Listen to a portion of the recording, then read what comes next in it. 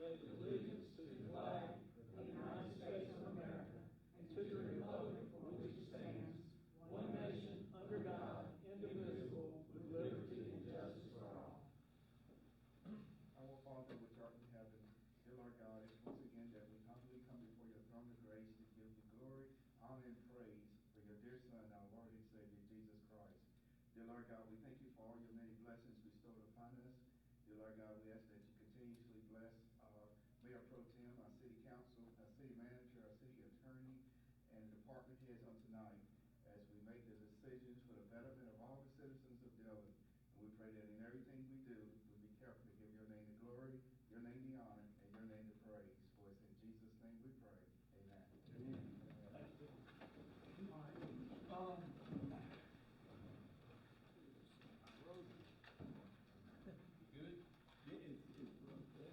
I don't think I'll fall out. All right, approval of the agenda, and I don't think there's any executive session. I'd like to have executive session for personnel matter pretty quick, Dr. Wallace. Okay. Can we do that? Got a motion?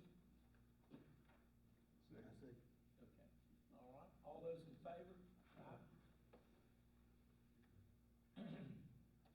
All right, approval of the minutes. I'll make a motion. Get a second. I second. All those in favor? All right, I was thinking about, in February, we kind of give a little bit of an update of where we are with the city and kind of a state of the city report, and I really don't have all that prepared, but I thought about where we are, and it really is a pretty good place. If you look at it, we're going to talk about a lot of these issues tonight. Got $3.8 million of community development block grant money to address some of our storm drainage issue. That fix is probably in the neighborhood, if we did it all, 20 or 30 million. But that is a big, they came in, did the study, and prioritized which ones would make the most impact. So these are three of our top.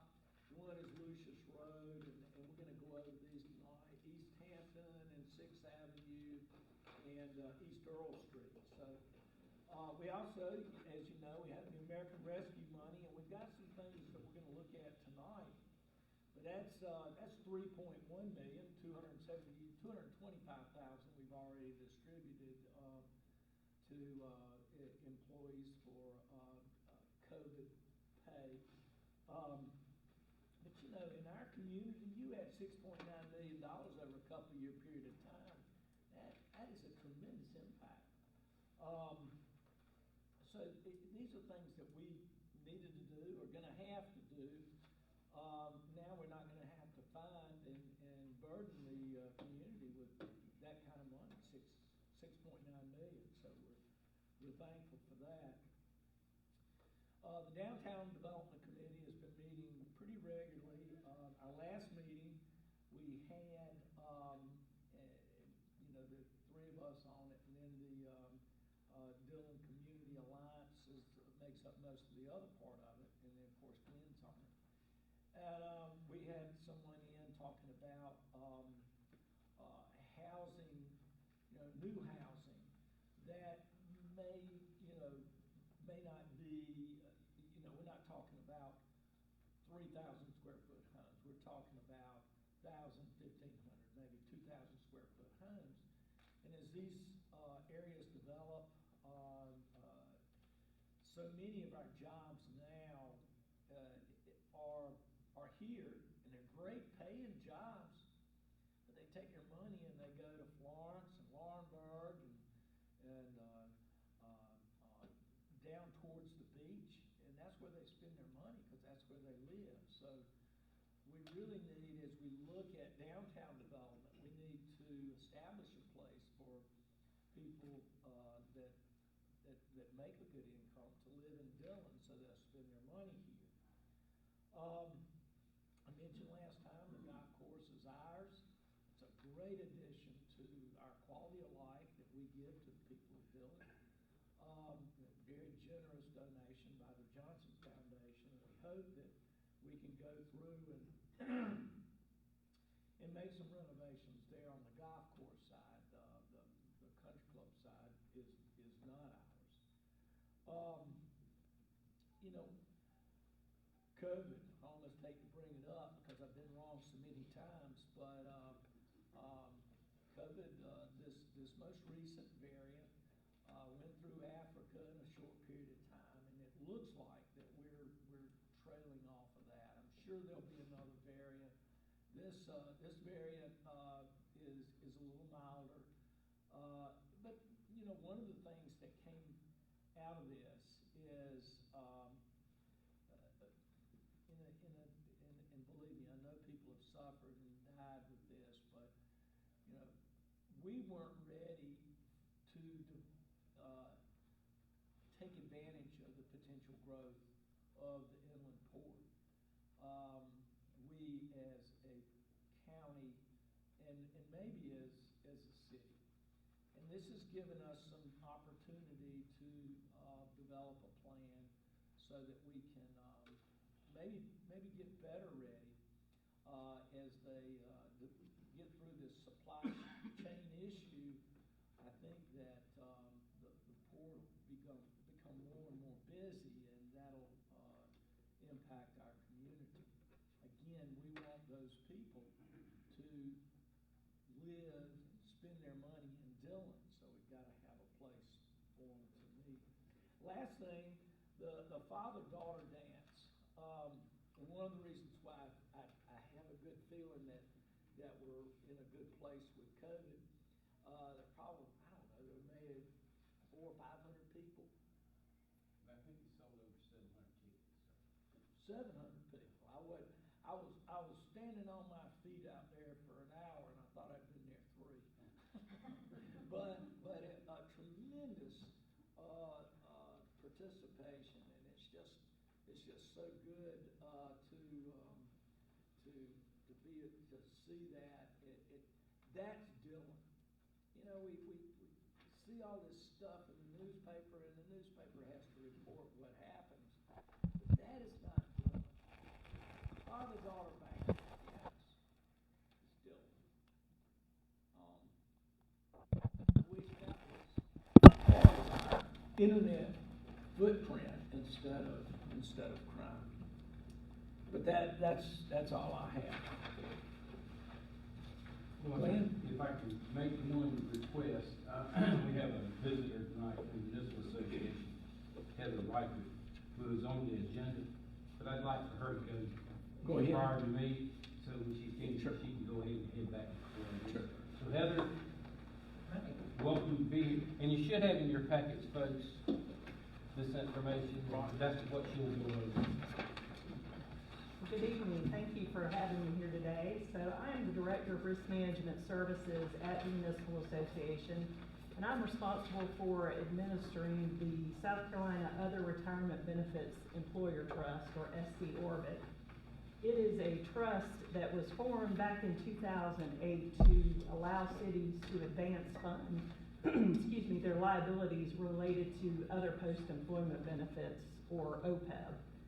So first of all, what are other post-employment benefits? Well, those are most commonly retiree medical and dental, but it could also include vision, prescription, long-term care. And for many years, those were historically paid as you go. So they were paid when someone retired rather than during the working lives of the employees. For example, like you're doing now with the state retirement system, you're paying into the retirement system for your active employees, and then they receive a benefit in the future. So back around 2004, the Governmental Accounting Standards Board issued a set of accounting statements that require cities and towns to account for these benefits, again, during the working lives of employees rather than on a pay-as-you-go basis. And it does require an actuary to help you determine the value of those benefits. So an actuary would be involved in determining those values, and they're going to look at various assumptions in their calculations for the benefits. A couple of those assumptions will include things like the investment rate or interest rate assumptions. So that's important because they're looking at the amount of money that you're earning in interest on the funds that you're setting aside for those benefits. They're also looking at the healthcare trend, because as we know, healthcare costs have continued to increase. So they're factoring that into their calculations of the value of the benefits. And then they're also looking at mortality and turnover assumptions. They actually pull a lot of that information from the state retirement system because the city of Dillon on its own wouldn't be statistically credible, so they're looking at the bigger universe of the state retirement system. So all of those factors factor into the value of the potential benefits for the retiree health care. So if you will, on the presentation that I provided, there's a sheet that looks somewhat like this. So I wanted to just explain what the actuary is actually measuring. So if you'll flip to that page, it should be page 5 in your packet. So let's say the city determines a plan for subsidizing the benefits for retirees. And so you have an employee that they're currently age 40 right now, and you hired that person when they were 25. So that person has worked for the city for 15 years. So there would be an unfunded liability related to their retiree health care benefit for those 15 years. And then once the city has implemented the benefit, the actuaries would have to use an assumed retirement date for their calculation. So in this case, they're assuming that that employee would retire at age 57. So they would work an additional 17 more years from now. And then in this particular example, this particular city agreed to fund retiree health care benefits for the remainder of that employee's life. So from age 57 to 83. So that's 26 years of projected benefits. Of course, if you subsidized up to Medicare eligibility, that would be 8 years of benefits. So the actuary will calculate what they call the actuarially determined employer contribution, or an ADEC. And so that basically is composed of two different things. It's the amortization of the unfunded liability related to that 15 years of service. And so they would do this for every single employee at the city. And then it also includes normal costs. So once you have implemented a plan, you would be paying a portion of that contribution every year for the benefit that they're earning each year. So funding is not required, but if you're going to provide the benefit, it is prudent to do so, because then you are making sure that it's a financially sustainable benefit that you can afford to fund. If you don't fund, then the actuaries would have to include a higher interest rate assumption, or excuse me, a lower interest rate assumption, which increases your liability, because the more money you can earn on the funds, the lower the liability will be long term. So that contribution is typically higher. The ADEC is usually about 3 to 5 times higher than your pay-as-you-go cost, and I'll come back to that. I'm going to show you another graph. GASB recognizes 3 types of qualified contributions. So the first is you're either paying the benefit directly to the beneficiary, the retiree. Most cities don't do that. They pay the premium to, for example, the state health plan that you participate in.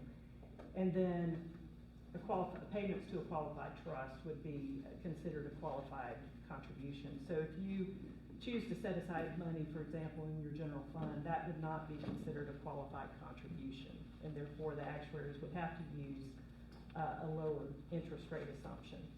So on page 7, there is another graph, and this again comes back to why set aside funds. So as I mentioned, that ADEC, or the actuarially determined contribution, is going to be higher. So it should be that green line on your graph.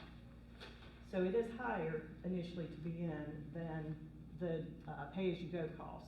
But you can see down the road that pay-as-you-go cost, the red line, is significantly higher than green line, which is the ADEC. And the reason for that is the interest earnings that you're able to earn, you will eventually begin to draw down from the trust to pay for that benefit.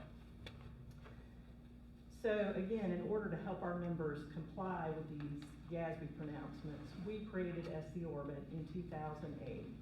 We currently have 47 members in the program, and we have about $148 million invested in the program. So a couple of benefits of participating in the trust include, one, you're not having to recreate forming your own irrevocable trust. We have a 7-member board of trustees that are elected from the membership of the program that administer the program. We also work with a plan-sponsored actuary. We have a separate investment manager that invests the funds, and of course we provide audited financial statements as well that would help you prepare your city disclosures as well. So we do get a fair amount of questions about the trust, and so I wanted to touch on a couple of those. First of all, how are the funds invested? And I included in your packets the investment policy for the program. So we currently invest in U.S. Treasuries, agencies, and mortgage-backed securities. The current yield on the investments are about 2%. As I mentioned, we do use a professional investment manager. We are restricted right now to what we can invest in, so we are working with the Municipal Association legislative staff to try and pursue legislation that would allow us to diversify the portfolio into corporate bonds, which should help the yield and would also put us on par with the state OPEB trust, which unfortunately municipalities cannot participate in. Only state agencies and school districts are allowed to participate in that program. Another question is, how do we get money out of the trust to pay for retiree benefits? Well, we would provide you with a disbursement request.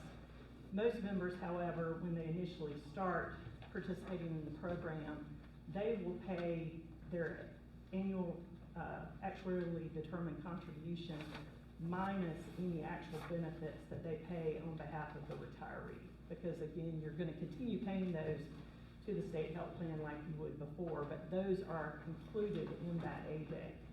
There's also something called the Implicit Subsidy, which is a little confusing, but it's something that is required by GASB. And what it requires the actuary to do is recognize the age-adjusted cost of health insurance. So in other words, when you're in a program like the state health plan, they are determining the premiums for all your pre-65 employees and active employees and retirees. They're pulling those together, so it's a blended rate that they're using. So someone that's 64 is paying the same rate as a 23-year-old. So the actuaries have to recognize that generally retirees are utilizing the healthcare system more than active employees, and so that gets recognized into their calculations. So you can actually subtract that implicit subsidy as well from what you would contribute into the trust. The other question is, what happens after you set aside money, and let's say down the road the city determines that they're no longer going to provide for those benefits, no longer subsidize the benefits. So if you basically eliminated your plan, dissolved your plan, and you dissolved it for all current and future retirees, that money could revert back to the city. This trust is considered an irrevocable trust, so the funds can only be used for retiree health care. But again, if you completely eliminate the plan, the funds could revert back. If, for example, you said, okay, we're going to continue subsidizing for the existing retirees until they reach Medicare eligibility, but we're not going to subsidize for any future retirees, then the funds would have to remain in the program until that last person rolls off the rolls, and then any remaining funds could revert back to the city at that time. So what are the next steps? First would be determining the plan to provide the benefits to your employees and retirees, and then work with an actuary to determine the value of those benefits. And if the city then decided to participate in SC Orbit, you would need to adopt a participation resolution. We would need a copy of the actuarial report, and then you could begin making contributions. And of course, we would then provide you with quarterly statements as well as the audited financial statement for your financial reporting purposes. And there is a fee schedule that I included in your packet as well. We do deduct fees from the program on a quarterly basis in order to fund things like the administrative costs, the investment management fees, and the audit fees for the program. So, are there any questions? How do you maintain the value when CPI is gonna be 7.5% this year, and you're getting 2% on your money? Well, that is a good question, and that's why we're working to try and diversify the portfolio. The other thing that we do is we are really, we try and minimize the fee schedule for the fees that we charge, so you are at least seeing some growth. The actuaries, whenever they're calculating your benefits, they are assuming a 4.75% interest rate assumption. And the reason for that is these are long-term liabilities. They're looking at 30 to 50-year time periods.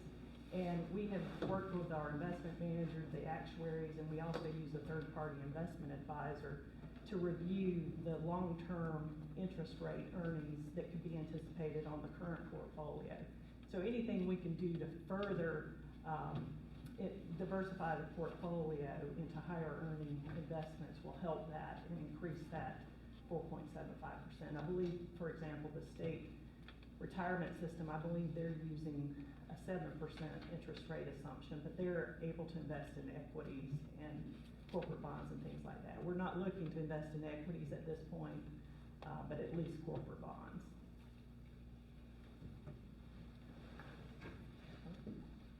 Thank you so much. Appreciate it. Thank you, Heather.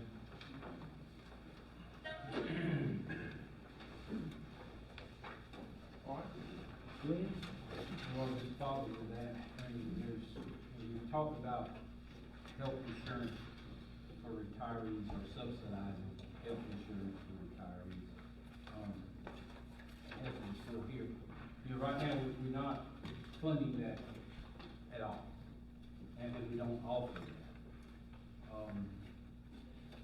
If that's something we want to do, then we do have to hire an actuary to be done.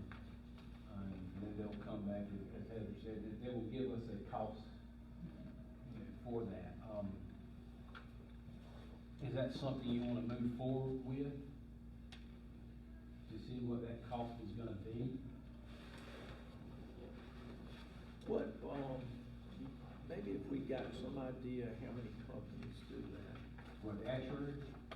Right. Pay for their health insurance after retirement. Well, you got, I left on your table, I don't know the percentage, and Heather may be able to answer. There were 47 of municipalities or entities that are a member of this group.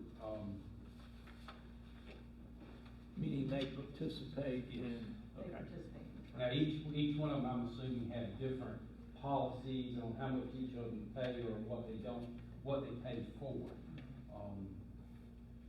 And that's another thing, we have to come up with a policy. Right. We How had long one. they have to work and. Pardon? How long they have to Yeah. work and. We had one several years ago that we ended up repealing with gas and came in the early 2000s. That one in particular had different number of years with the city and a percentage was paid on their behalf. As I remember, that was real expensive. Yeah. Yeah. That's why we didn't do it. Well, that and gas, and we got, I think Heather and Janet met at that point in time. Yeah. To come up with, and some numbers were thrown out there that we just didn't want to swallow at the Right. time. I think in the long run, for people who are with the city 10 years, 13, 15 years from now, it'll be a cheaper investment on the city than it would be from the start. And I say that by, there are right now,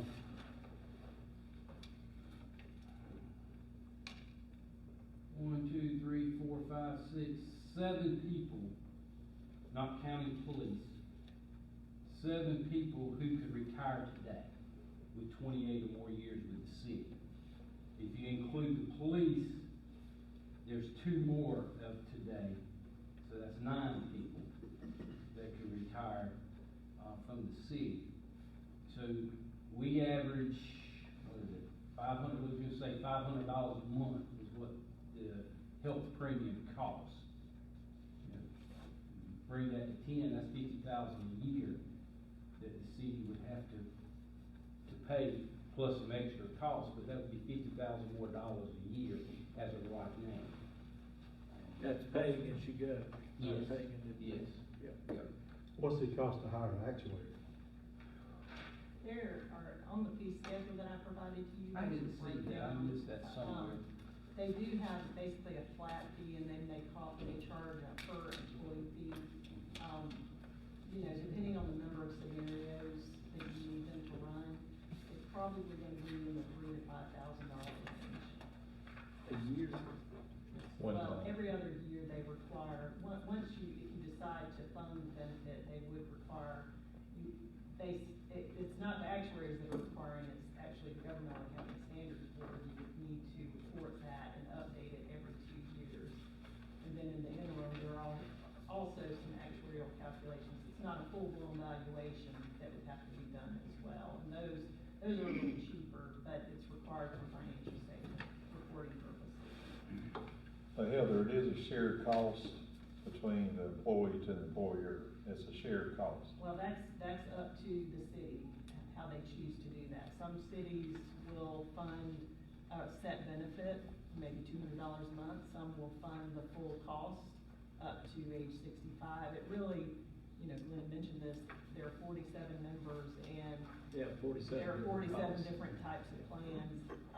I will say consistently, they generally are looking for long-term, recognizing long-term service for the city. So I don't see a lot that are providing subsidized benefits, for example, after 15 years of service. It's usually somewhat aligned to the criteria for the retirement system, like 25 to 28 years of service required. Right now, they can continue to get that insurance, but they pay for it. They would Kind of pay like 100%. us. Yeah, they would pay 100%. Yeah. As of right now. How many employees we have in the city? We're around 85. 85? Full-time. but And you said something- how many is that retirement thing, 9? 9, yeah. I think it's something that's doable that we could, you know, look into and, you know, $3,000 to $5,000 to hire an actuator or get an actuator to see what it would cost the city. I mean, I think that's something that, personally, I think we owe the long-time people who's worked for the city, who's given their life to us. And you're only talking about 9 people at this time, so, you know, I don't know if you. Well, I think if you did that, it would give you an idea of what it's gonna cost. Right. I mean, they're- Without doing it, you're not gonna have any idea of what it's gonna cost Right. at all. I would say if they invested their working career into the city, I think we'd owe that much to see exactly what the cost would be. I say our neighbor, city of Marion, is done. Yeah, I saw that. Yeah, they've been on it probably from the beginning, hasn't they? They've been on the line. I just think from a benefit perspective, it's something we need to strongly look at. Would you, what's the step, Heather, I guess, actuary, then policy, then actuary? Well, you need to have some idea of the type of policy that you want to recommend in order to give the scenarios to the actuary so they can start calculating them. I think you mentioned you started working on some of those, because you really have to have that in order to determine if it's a benefit that you can provide long-term What's that time frame? to give Get the the report. information back to us from you. Usually it takes them about a month to 2 months, once they receive the information from you. And they're gonna need, you know, basically all of the information, for example, you provide to the retirement system, the employees, information, their hire date with the city, length of service, that kind of thing. Are these contracts, are they protected contracts, or Glenn can get copies of them? Contracts. Like City of Marion, City of Florence? Well, I've provided him with information on the types of benefits that each of the members currently provide to their cities. Okay. It just doesn't tell you which city it is. Okay, that's fair. But I'm sure, I could reach out to the city of Marion, I'm sure they'd be willing to. I about City of Marion. Okay. Yeah, I don't know what city it is. Well, that's good. You already said Dillon's. So we need to do a motion for the Well- house, or are we gonna wait? I'll get with Heather this week and Bring it next time, And we can vote on get a, ordinance. get a resolution All right. to vote on what that cost will be after talking with the actuary and go from there. Okay. Thank you, Heather. Thank you.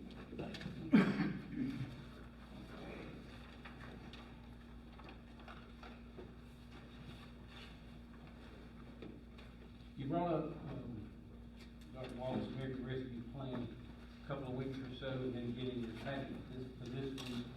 I provided you with recommendations that I was making on what we could do with the American Rescue Plan. Now, I think since the last time we met, I don't remember if I mentioned it in January, maybe after our meeting in January, that the Treasury Department came out, and I think I emailed all of y'all that. It was a large file. I know you didn't read it, so don't feel bad. Every word. Yeah. But they changed rulings on how you can do some things, and one of them was what was known as claiming revenue loss. Originally, you had to fill out this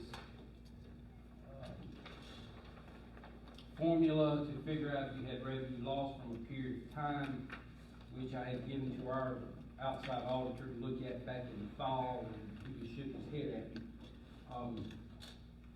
And then they gave you categories that you could use this money for. There's 4 or 5 different categories. Well, in January, the Treasury Department changed their interim rule to a final rule that says that lost revenue can be claimed as a standard allowance up to $10 million. So talking with different people throughout the state, watching a webinar, you have up to $10 million to claim for lost revenue, but you only can claim as much money as you're getting. That makes sense. So in our case, it's roughly 3.1. We can claim lost revenue up to 3.1 and not have to go through the financial hardship or the financial vetting. Didn't they base it on some numbers that we sent them, or they just go by population They just size? by population size, yeah. So, that being said, we are able to do some things that I didn't think we were going to be able to do.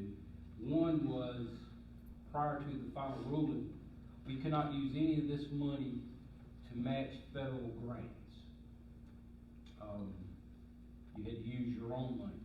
Now that we can claim this as lost revenue, that goes away. We don't have to worry about match if we're using it for any federal grants. One of the first ones that I had in mind, which is on the list, was the EDA grant that we got for $1.3 million to relocate two sewer lines that cross the Little PD River on the Highway number 9 bridge. And that match for us was will be $300-some-odd-thousand. Now we can use American Rescue Plan money as that match, now that we can claim this as revenue loss. But as you see in the summary, the first page, I gave you a summary of the 10 projects that I proposed. And then the second page actually gave you the cost estimate for each one of those projects and a timeline to begin. Now, we've already received $1.5 million. We've already spent I'll round it up to $230,000, which was premium pay we did in November. And then we're getting another 1.5 million, sometime late August, early September. So that leaves us, I don't remember the exact number, a little over $3 million to spend, and then these recommendations, such as one, the old bank, first bank building that we want to renovate for the police department. Recommendation was $300,000. The building that we bought directly behind on Railroad Avenue, $125,000. Water meter upgrades that we want to get a little bit more technology as far as someone having to manually read it and misread and not being able to see it. That's called touch read that we're looking at. That's estimated at $450,000. Yeah, how many meters would that be? We have roughly 3,300. We've done some already over the years, and it's just time consuming. We're probably talking 2,000 meters. Now, it's just not the meter itself, it's the hardware, the software, and all that. And doing this, contracting this out, is what this would be. We've talked about stabilization grants, we've talked about the farmer's market doing things downtown. I put in here $200,000. I put in here $205,000 for a roll-off truck that we need to replace, that we can use this money for. A roll-off truck is what takes our sludge to Bishopville. Also, it's a truck that we use to pick up certain dumpsters that we have throughout town that we rent out for demolitions and things of that nature. I put in here $150,000 to purchase a used residential garbage truck, because the used one we got very seldom works, and the new one we just bought, if we have to take it down for preventive maintenance, we don't really have anything to back it up. A brand new truck, as you know, was well over $200,000. Got in here $600,000 for recreation projects, which include lighting at the sports complex, or to redo lighting at the sports complex. Developing the 40 acres that we purchased here behind the wellness center, neighborhood park upgrades, and splash pad. The vast majority of that money would be used for relighting the sports complex. Demolition of condemned buildings. This would be buildings that maybe are downtown, houses we've been doing ourselves. We've been contracting out commercial buildings, but $230,000 to do that. On an average person, I was just talking today, for a home, it's about $3,000 is what that cost is. If you contract it out, we'd double that to $6,000. We could do a lot of demolition with that. Now, that being said, we pay the contractor, we still would charge the property. Yeah.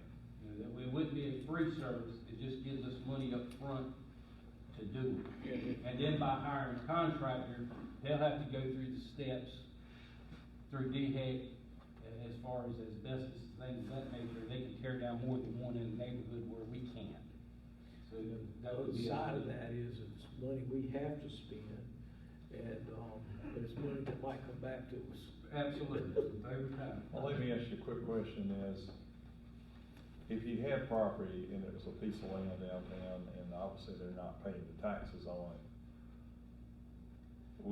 do we have first choice of trying to obtain that for the tax?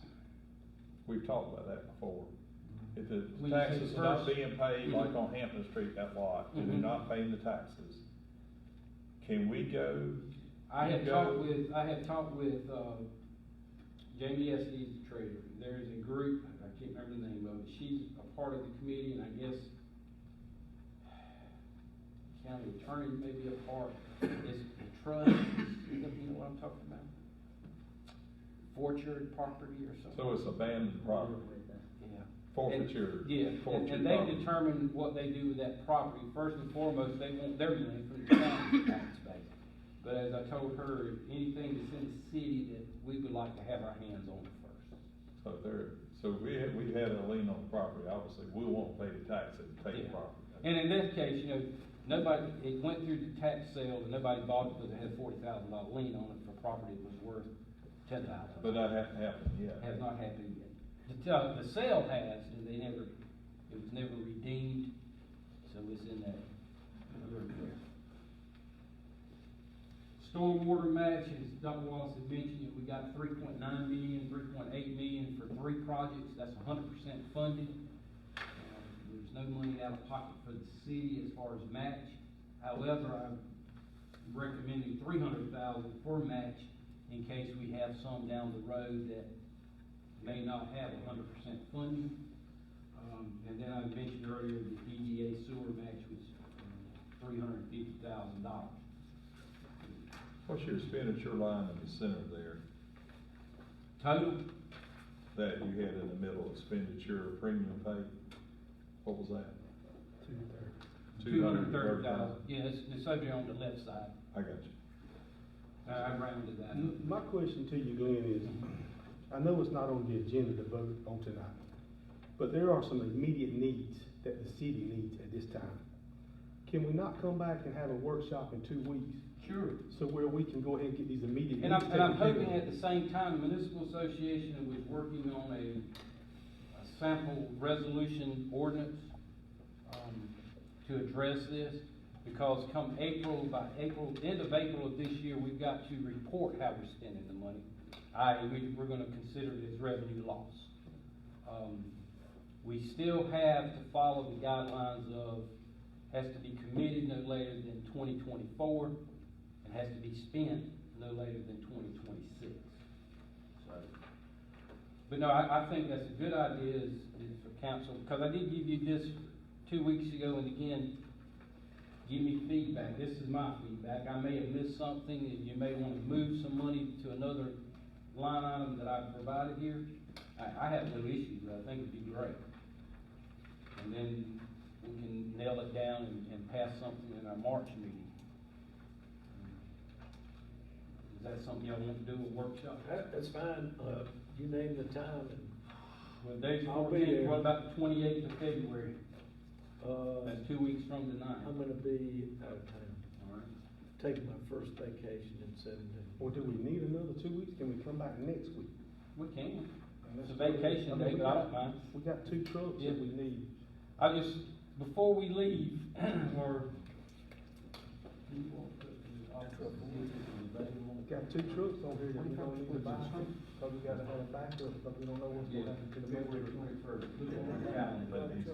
That needs to be done, that garbage truck and that roll-off. Well, I mean, there's no telling when we would get these things. Well, that's what I'm saying, is it could be looking. 6 months out. It could be. Janet's gonna check on, see if, not that But we in can't the get on meantime, can 21st. Bert be looking at some kind of, internet service that shows used garbage trucks? and I think you've already done that. I've already been looking. Yeah. You already been looking? The problem is, as you well know, with everything else, stuff's hard to find. Yeah. I mean, the used market is more popular than the new market because, the availability is just not there. I was doing that today. No. And, if we break down now, we We in just bad in a bind. We're not saying nothing's wrong with our, Right. No, it's. We just don't have nothing. As you well know, something happened today, a cylinder blow out, and the problem is, when you work with heavy equipment hours, any equipment, you may not get your part. It may sit there a month before you get it. That's what we're running into. she's gonna check on that date and let us know. If we can't meet here, we can meet at City Hall. Okay. I don't know what we're scheduling here, but we'll do that. Yeah. So, but, give me some feedback if you want, between now and we meet, so I'll have some ideas to move some things around if need to. On the agenda tonight, we have a resolution that we have talked about before on removing that island, on East Main Street between Family Sports and King's Pizza. All right, I was trying to get an idea of where that, I understood it to be the turn down at the stoplight. Well, you've got, it's not so much an island, but I thought that's what was obstructing the, traffic, was when you turned at the stoplight, you would run over it, right there. You talking about the plan on Corner the of- corner? Right. When we Now, talk- that is an issue, that we had talked several months ago, or a year or so ago, about removing this one, and there was discussions about doing some kind of different traffic pattern. I told you then that the state said that the traffic pattern had to be the same as it was across the street, which meant was, you couldn't change the traffic lanes, but we could take the medium out, just as we did on the east side of 301, which the state has permitted us to do that. Before I can do it, you guys gotta approve for us. Isn't there a sign there that says, welcome to, isn't there some kind No, of sign? there's nothing in that, there's nothing in that but vegetation, correct? Which one you talking about? In the middle of the road, no, it's vegetation. It's trees. Yeah, there wasn't nothing on there. So we need a motion to remove it? No, wait a second, I don't wanna get too far here, I'm talking about that resolution. But with that, we also had talked about in council and also in our committee meetings in the beginning about the planters now on Main Street to take out some of those. Which ones are designated to be taken out? That's what I. Well, there was discussions about taking those out in the middle of each block, Okay. leaving those on the end. Now, the one you're talking about, Bert was telling me today there on the same side of the street of Family Sports Right. at the corner, that creates problems with big trucks turning right or left on the main street, right, because there's not enough room. It wouldn't create a parking space, but it would create a little more, a turning radius for them. And that's the reason I bring up about the planters. I thought that those two, the one turning right as you come down Main Street, or come down Main Street heading east, that you turn right at, King's Pizza. I thought that one was the one you wanted to take out, and the one on the other side because of the trucking. I just, The main island is what you're talking about. yeah, And then come back and address the planters on the side of the, The the first side. two, I would take those out, because trucks run over there every day. yeah, I'm not opposed to that. I And the mean, one in the that middle- middle island isn't gonna change anything, it's just gonna make it look desolate again. We've had them here so long, and they could be better, we could make them look better, but it's gonna make it look like Well, they're gonna repave uptown. Well, that's the plan, they're hoping to do it in 2023 at the Yeah, latest, right. but, it's not guaranteed yet, but. David, how many accidents you have off that one in the center? From that, we have a lot of accidents at that intersection. I think the planter in the center, the problem it causes is the people that are trying to turn left, they can't get into that far left lane because the planter is there. So turn left to go where? to go north on Yeah. 301. Cause there's a turn lane, soon as you get past the planter, that turn lane starts. And if It that stretches the turn lane- lane out all the way to the. But it's a terrible bottleneck there too. The right only messes it up too. It's a terrible bottleneck. So, do you want me to bring something back next month? Everybody makes great. I don't think there's no need to bring anything back. I mean, we talked about it, now it's, It's just not on the agenda to vote.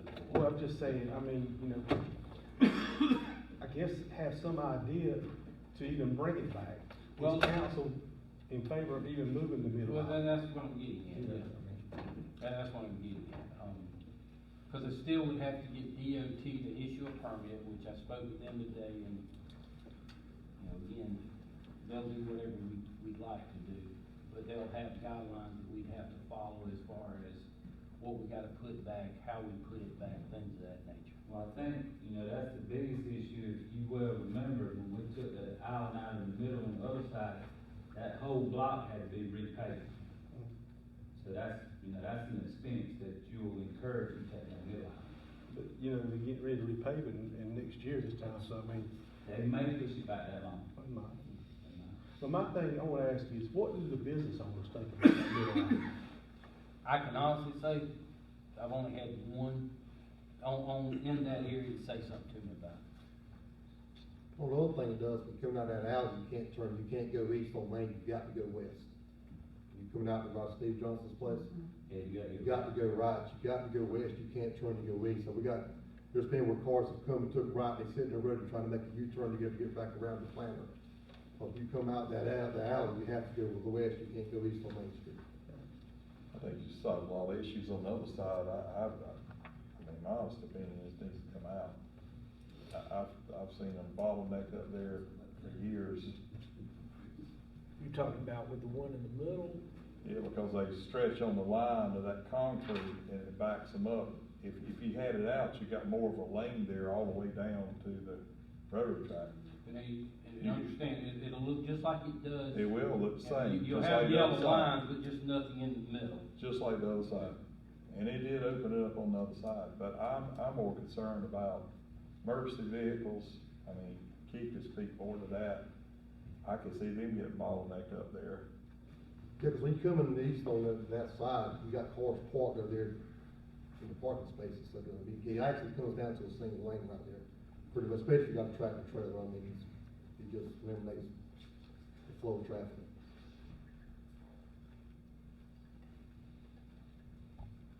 You said you're gonna bring something back next month for removal of the planters in the middle of each block. Or is that something y'all wanna talk about? Well, we voted on taking some of the planters out there, when we talked about. We talked about it at the committee. Yeah. But do we need to do this tonight?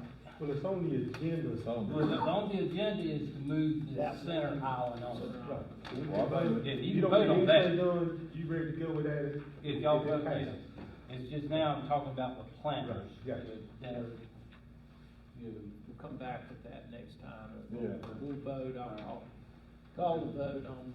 well, that's on the agenda, we'll get planter under one of the, resolutions. If you don't mind, I would like to know actually which planters we're talking about. I know you're talking about down on King's Peak on both sides, I understand that. He's talking about all the ones in the center. I know the In the main first island in the two center. off of Main Street on the right and left side, the Okay. one in the middle and everything in the middle, Okay. all the way down. I think that, And off of Railroad Avenue, those two, anything off the main drag.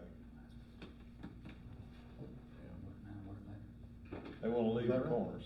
I guess the Is that right? consensus, What isn't you that said? correct? They wanna leave the corners, that's. Well, there's the- lot of been planters. discussions about leaving the corners, but take out the middle ones. I understood the main thing, not so much taking the planters out, but taking the trees out that are planted in between the planters, that are in the sidewalk. And we talked about that. We walked out one night at the committee meeting, and looked at all of that. Because that would open up the face of your I building, really so think signage before could we be put start on. taking those things That's out, the reason I'm talking about. we need to have somebody that has a long-term, we need to agree on a long-term plan of what we're gonna do with downtown before we start destroying stuff that we've spent $2.7 million on 15, 20 years ago. And I just, if you wanna take this planner out, it's on the schedule, I'll call the vote. All those, we got Talking about the motion. main, talking about the main planters. Oh, you're in your. I'm in my- All right, yeah. all right. Yeah. You're just talking about the main island. We just talking about the main island right now, Main island. on this one, Yeah. on this One thing at a resolution time. for tonight. Gotcha. Alright. Last thing I have is Tina has been getting requests along with code enforcement and police department of groups and individuals wanting to use the South Plaza area, close the road for parties, class reunions, things of that nature. And we got a request this past week of closing Main Street as we do during the Celebrate Main Festival. we have no policy to allow it, and we don't have a policy not to allow it.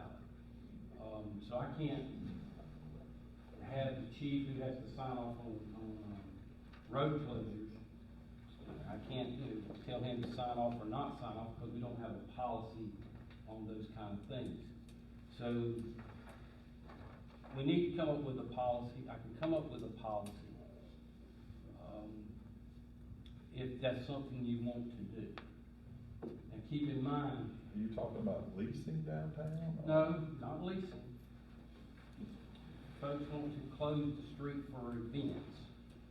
And by doing that, Railroad Avenue is a city street.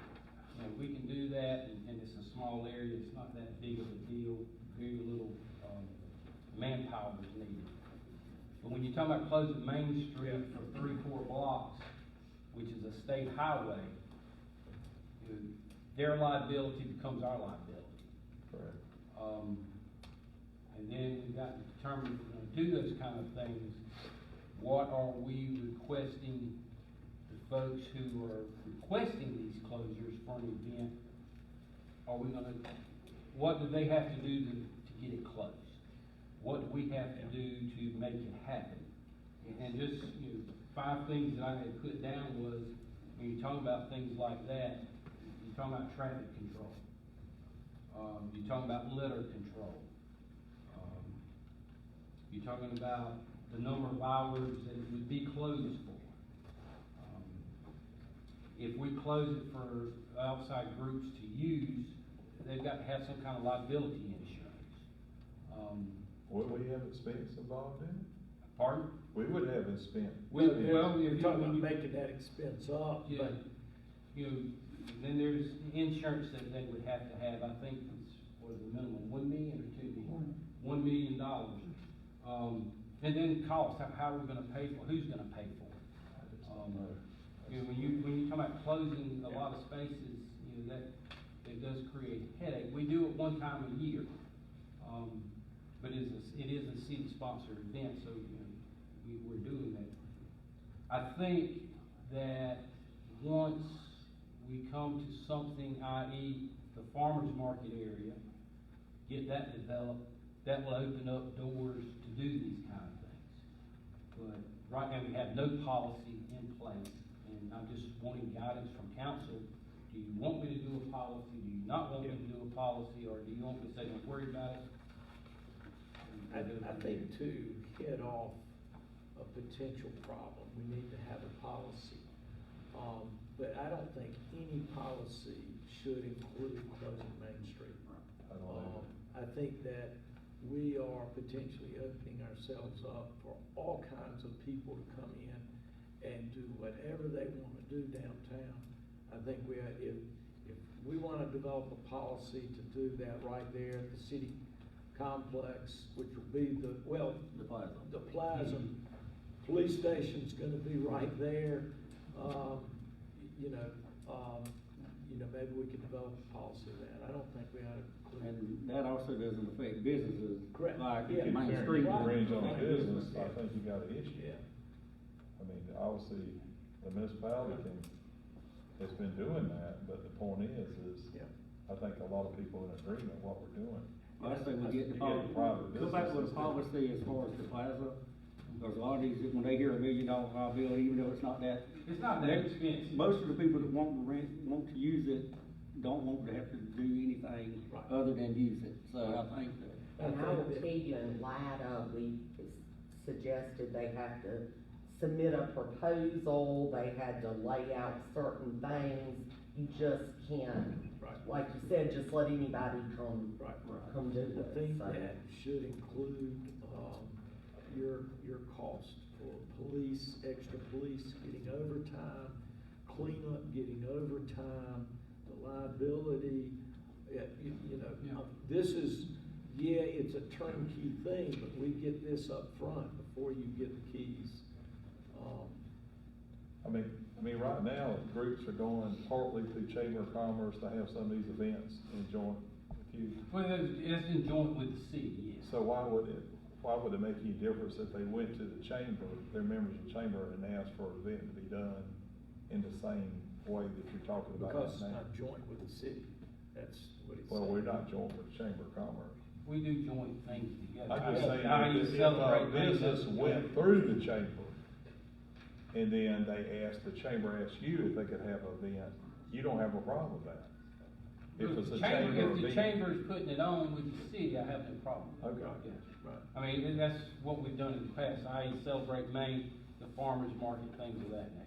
I just No think- different with DCA, we do those in conjunction on those Friday nights down at the south. And I think that's the way it should always be. Okay. I just think you're gonna have a lot of issues if you go any further than that. Then, Yes, sir. on say if you did wanna have something there, okay, they would have to get with you or somebody with the, Chamber of Commerce to have something, and that, they have to come up with a thing saying they got $1 million insurance. Talking about Something at the for South group. Plaza Yes, area? yes. That'd probably be something in the proposal, and then I think they would sit down with me and probably the police chief, to kind of figure out, number of people, I mean, nobody's gonna know, but number of people, so we can determine, how much many police traffic officers? control and that kind of stuff there.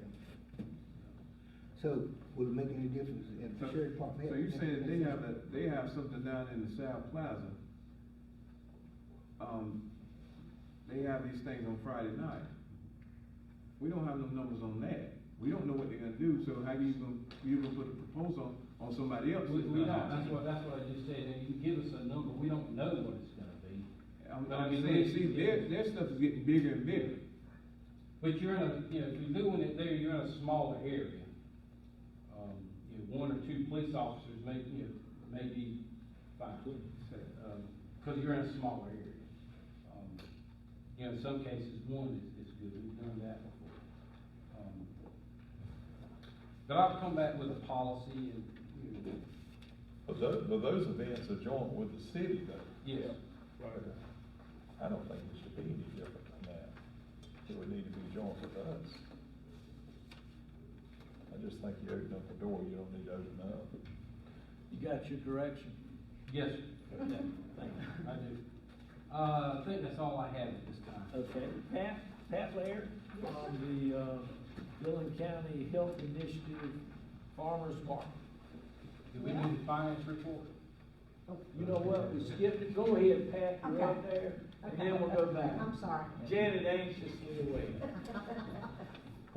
Well, I'm glad to be here again this evening. I really don't have anything else to report. We did meet with Lisa and with some members of the Alliance, and we discussed the orientation on that property. And so I was just here really if anybody had any other questions that they had about this. What's the orientation? Do what? When you said y'all discussed the orientation of the property and Thank you. location, what? You gotta turn Oh, around. I'm sorry. You gotta read your lips. When you get our age, you gonna have that. That's right, when you get our age, you gotta turn I'm with you, around. girl. Bill's not as old as I am. Y'all talked about the orientation of the structure. Of the structure, yes. Can you explain what y'all wanting to do or how you'd like Well, to see it done? you know, we've talked, in the actual plan, it was, the building would be on the back along First Avenue. And then we said, well, that might not be good because the back of the building will be on First Avenue and it kind of blocks everything off and it's not welcoming. And then, we talked about turning it the other way, and so the building would be on that alley and the lanes would be going out toward Harrison. Hampton. Running north and south. Hampton. What square footage footprint is that? Oh, gosh, what did we say the last time? 75 by 110. Thank you, 75 by 110. Now, I met with Pat and Johnny wasn't last week, was it? Week before last? I think it was the day we met with Lisa and, And that to think about in their scheme or their plan, they were looking to have restrooms and things of that nature within this facility. And I proposed to those ladies that we've got the building that we bought to do similar to the same thing. Why duplicate? And it could save them some money on their side and utilize ours for those purposes, because that's what it was there for. So, And we were, you know, we had a community room in here, and if that can be incorporated somehow in that other building, the only reason that we thought a community room would be good was if people wanted to have some other programs, some small programs, and Dr. Wallace, we also are looking, you know, to do some nutritional things too, and have a place for a small group, you know, to meet. There's a little bit more interest in that. I've got the hospital looking at it, and I know she's part of, you know, your organization as well, but some of the doctors are looking at, having some kind of organized nutritional counseling, exercise counseling. We've got an opportunity to do here at the Wellness Center, which would be probably a better fit. Maggie's old office, is there someone in that? storage. Yeah. You know, and that's right where hopefully we're gonna build, swimming pools, going out to the swimming pools, are going into the swimming pool, it'd be an indoor swimming pool, but, there's a lot of interest in that, and then even ultimately to bariatric surgery. And just a consideration, and I'm not trying to change your plans, but, and 75 by 110 would probably be too big, but that, you know, like I say, it wouldn't include all the rooms and the bathrooms and stuff. If we gutted one of those buildings between Main Street and the alley and built that in there, so it'd be not only your farmer's market, but a throughway to the buffet field out there, or whatever we're calling that. Just a thought, might be something that, you know. Hey. Oh, go ahead. Could I ask you a quick question? You mentioned before about the building that y'all were looking at doing, and that it would not have a commercial kitchen in it. Right. Now, I guess y'all have already looked at the possibility of putting a commercial kitchen. Well, I've had some people call me and ask me, so I just wanted to know if that's a possibility, since. Then, my biggest problem is that you have to have somebody to be there all the time, to open it up, to make sure that it's clean, that it goes along with DHEC's regulations and that kind of stuff. They have a commercial kitchen in Marion, and I'm not sure how much that commercial kitchen is used. Because we really don't have one, we don't even have one out here, so I was just wondering. There's a big use for them. One is cost prohibitive. Yeah, they're like $500 a foot. Oh, yeah, I know. It's really expensive. And Dr. Wallace, if I can mention, and you know this, Pat, the Dillon Free Medical Clinic, they work with like diabetes and nutrition and often gets grants. So that may be something that, because I know we've got diabetic grants in the past for like nutrition for people with diabetes and things. So it kind of sounds like there may It kind be. of crosses over, but you know, the patients at the free medical clinic can't have any kind of, they don't have any kind of insurance at all. They're just working poor. Ms. Pat, tonight, what are you asking the city to help you with your? She's updated. Just updated. You just up here? Yeah, I'm just updating and. Do you need money to help build? Well, we are going to need that, but what we really need is for you all to decide and say whether you're going to let us use a piece of that property. Because it's hard for us to go out and solicit funds for a place that, you know, we don't have any land to put it on. Right. And I don't know what the discussion is, I think we want it. We had already agreed on it. And, huh? Y'all have got a lot, I think we were do you in realize agreement. what you're looking at, looking out there too? Right. I don't think there's That's any gonna problem be to an partner issue with that the arises. city on the property, to me. I just know you want to build on the property itself. And how much money would you need from the city to help you cover the cost of you building? Well, we said originally that the cost would be around $350,000 is what we're looking at. But if we don't do the bathrooms and we don't do the community room and we just have an open space maybe with if you have the stalls that come this way, if we had just an open like a pavilion, and then at one end we had, we need some storage, we need a little office. The reason I say that is we'll have a workshop next week. We're gonna talk about the ARP money. So if you can get us some kind of Okay. money figure, I can do that. then I we can do that. can put it in our plans when we talk about the ARP money. We might have opportunities to have an office, either in our building there where the bathrooms would be, or even in the bank building. Yeah. It's just, I'd like something close by, so if we do have to drag stuff out, like I said now, what we do is it's stored over at the Clemson building. So I have to get over there and get the stuff and get it packed up and take it over there. So if it's something that it can be walked easily, that's really what I'm looking at. Cause this 71-year-old gal can't drag too much more around. I didn't hear what you said. What did you say? Good call.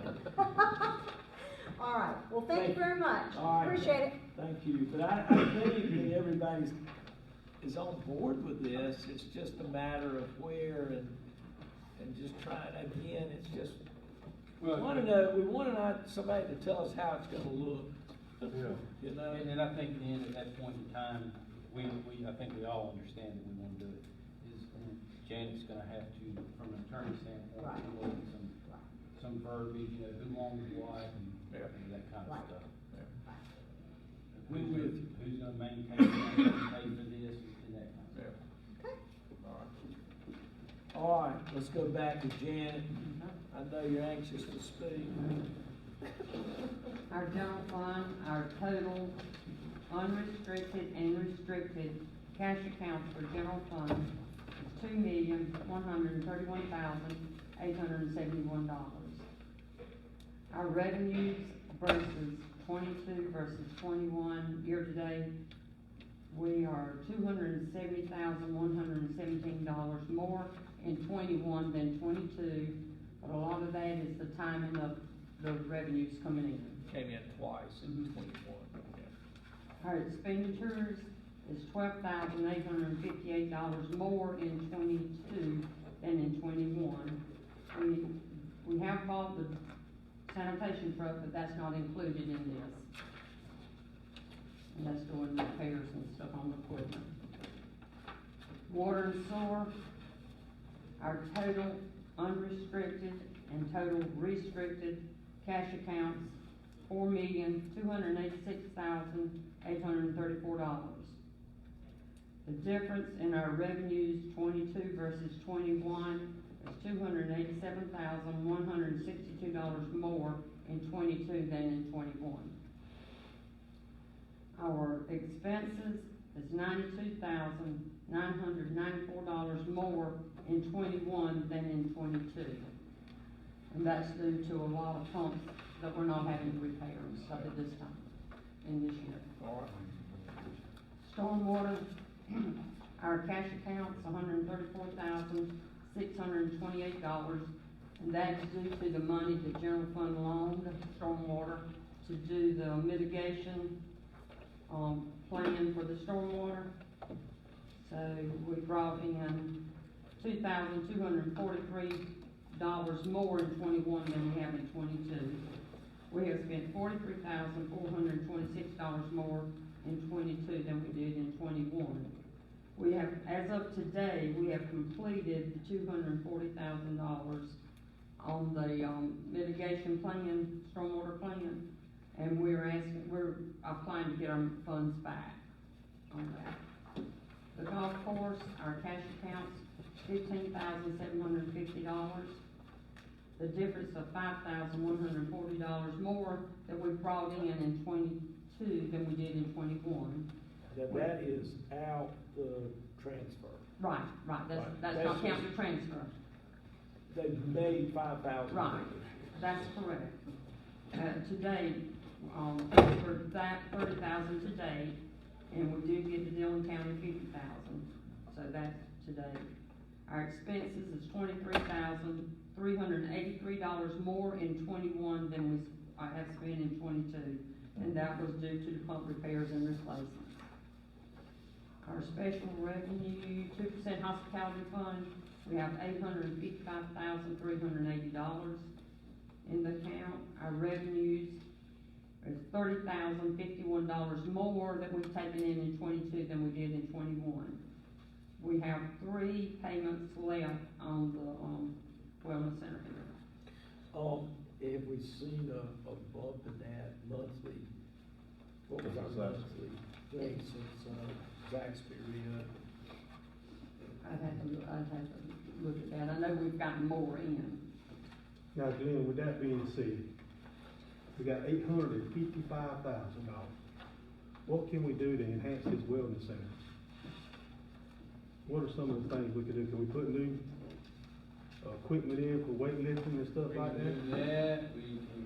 I mean, the reason I say it, the money just sits there every year. And I was looking at it today, if we average, let's just say we average $60,000 a month. You what? We average about $60,000 a month in revenue. The next 3 months, we'll be at $1 million. The next 9 months, 1.2, 1.3, paying our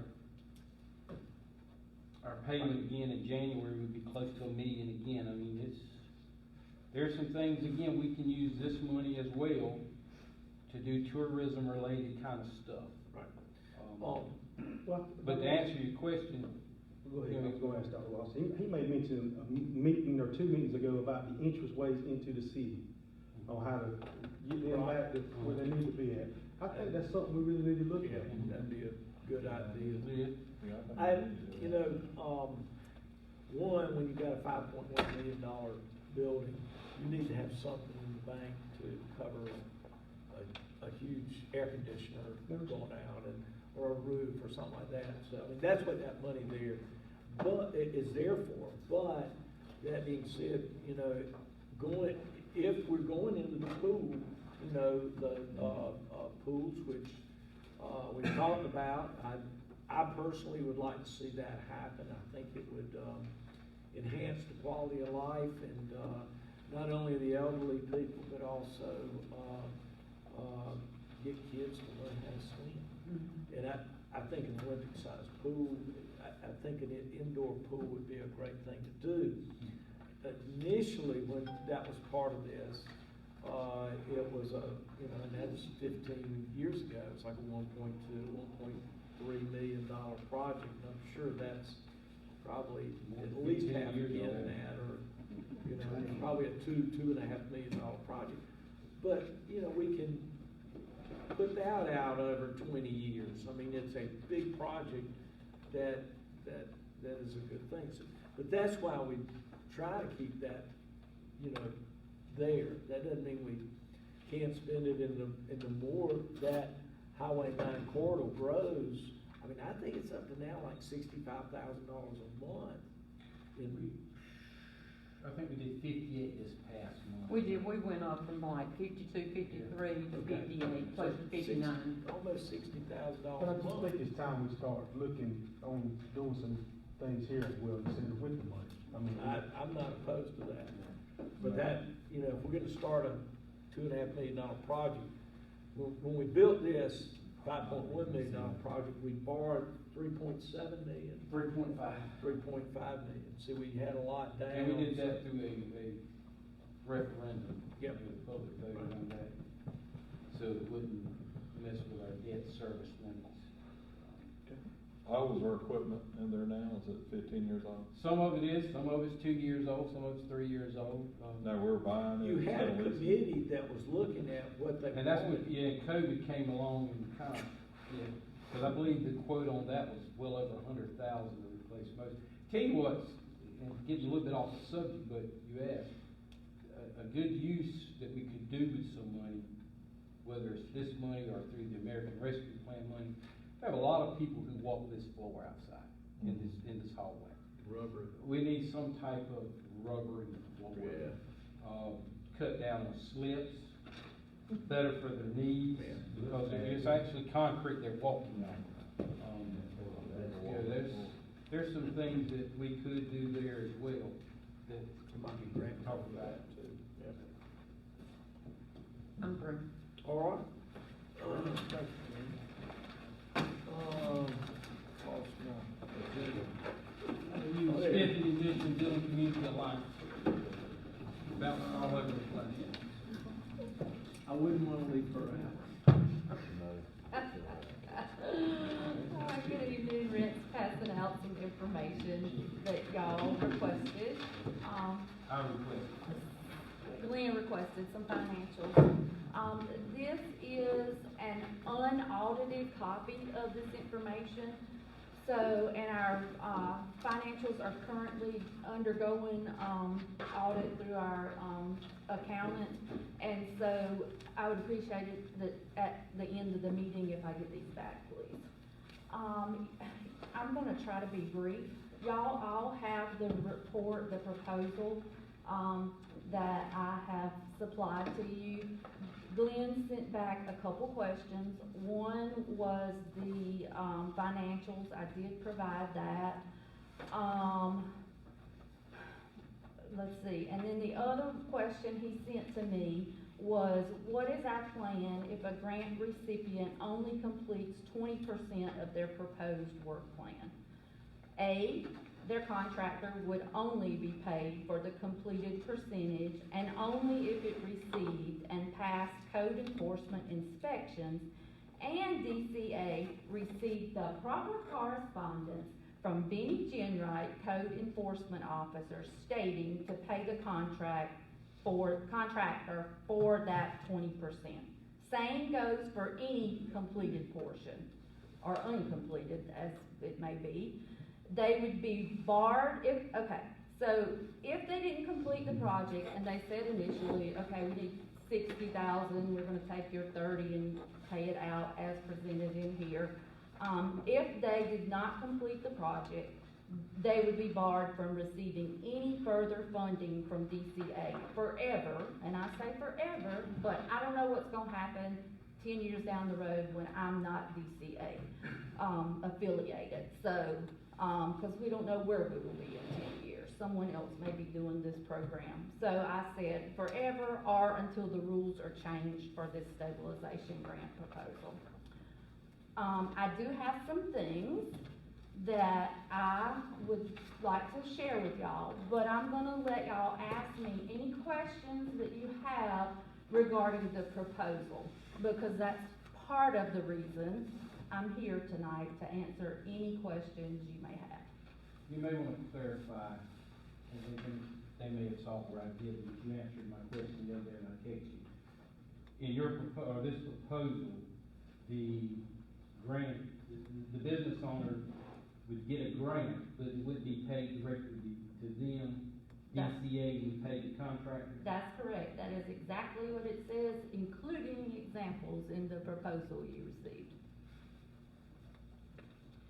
Let me point out that if a contractor is not paid, they're gonna be able to file a mechanic's lien and then seek a foreclosure of the building on the courthouse steps. So I think we might have to really look at not paying contractors, because that's a quick way to get a building, a contractor to get a building. Can code enforcement speak to that at all? Well, have to go. I know she is, but we would not pay them for the work that they have done. We would pay them for the work that they have done. I'm sorry, I'm confused. I didn't, I thought you said, if they would not pay the contractors. No, we are going to pay the contractors. We're not relying on the grant recipient. Building A gets the money. But if Okay. the contractors owed money, they can file a panic claim. Owed money to who? They're owed. Thought you said that you were not gonna pay the contractor. Only if, that we will pay them up to the portion of work that they were They done doing. 20% of the work, they'll pay 20% of the money. Okay. Yeah. Well, as long And as if the they're a contractors divided, pay for their If work. they're a divided obligation, I mean, we're paying some and they're paying some. I wish, but I will address that in a minute again. But we need to meet our building owners where they are. We are not the other cities around us. We don't have beneficiaries. Some of our business owners simply do not have the money available to them through loaning or whatever. And ultimately, we want a nice looking Main Street. So where they are right now is nowhere. They're doing nothing. This money is stimulus money coming from the American Recovery Act, or wherever y'all choose to bring it from.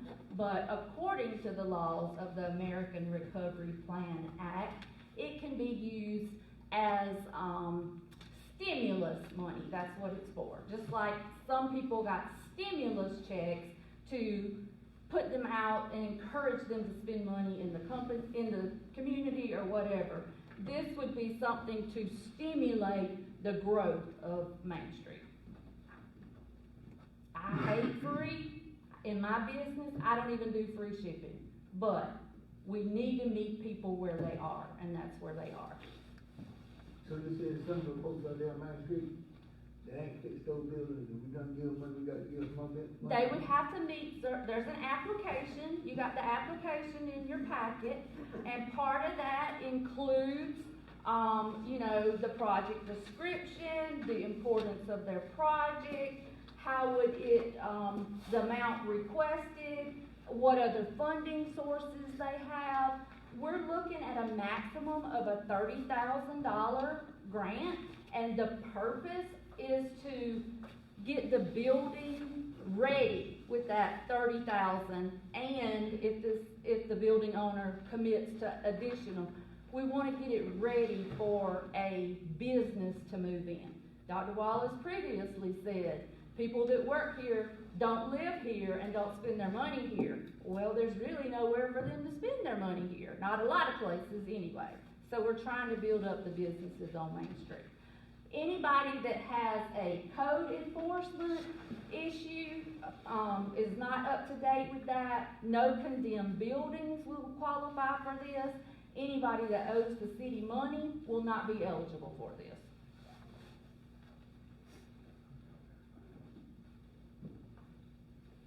Any other questions? But you're saying a person that redoes their building,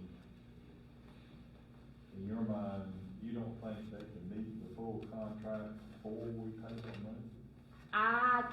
Some can, but the ones who may need it most either aren't willing to do it or don't have the money. Now, how do we get them to become willing? That's the question. We've been working at that for 10 years. I've been working at this in some capacity with Main Street or committees for more than 5 years. Stephanie, my concern is that, $30,000 is a lot of money. How good a business person is this gonna be if they, got this idea they're gonna go into business and we've gotta seed them with $30,000? How long is that business gonna be viable? But it's not the business, it's the building owner is the only one eligible for the money. So, as DCA's mission, we would work with that building owner to look to get a tenant, make sure that they have a business plan, they sign up for classes with the Small Business Administration, we have a meeting Thursday, I think, cause I work with Lisa a lot.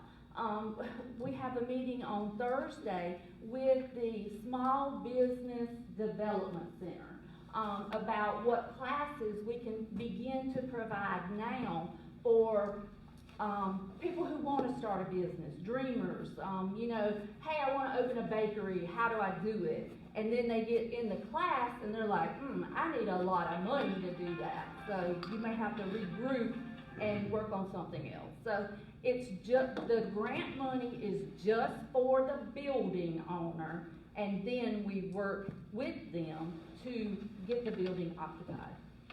I got one right now that just called me, and they're in position to do this.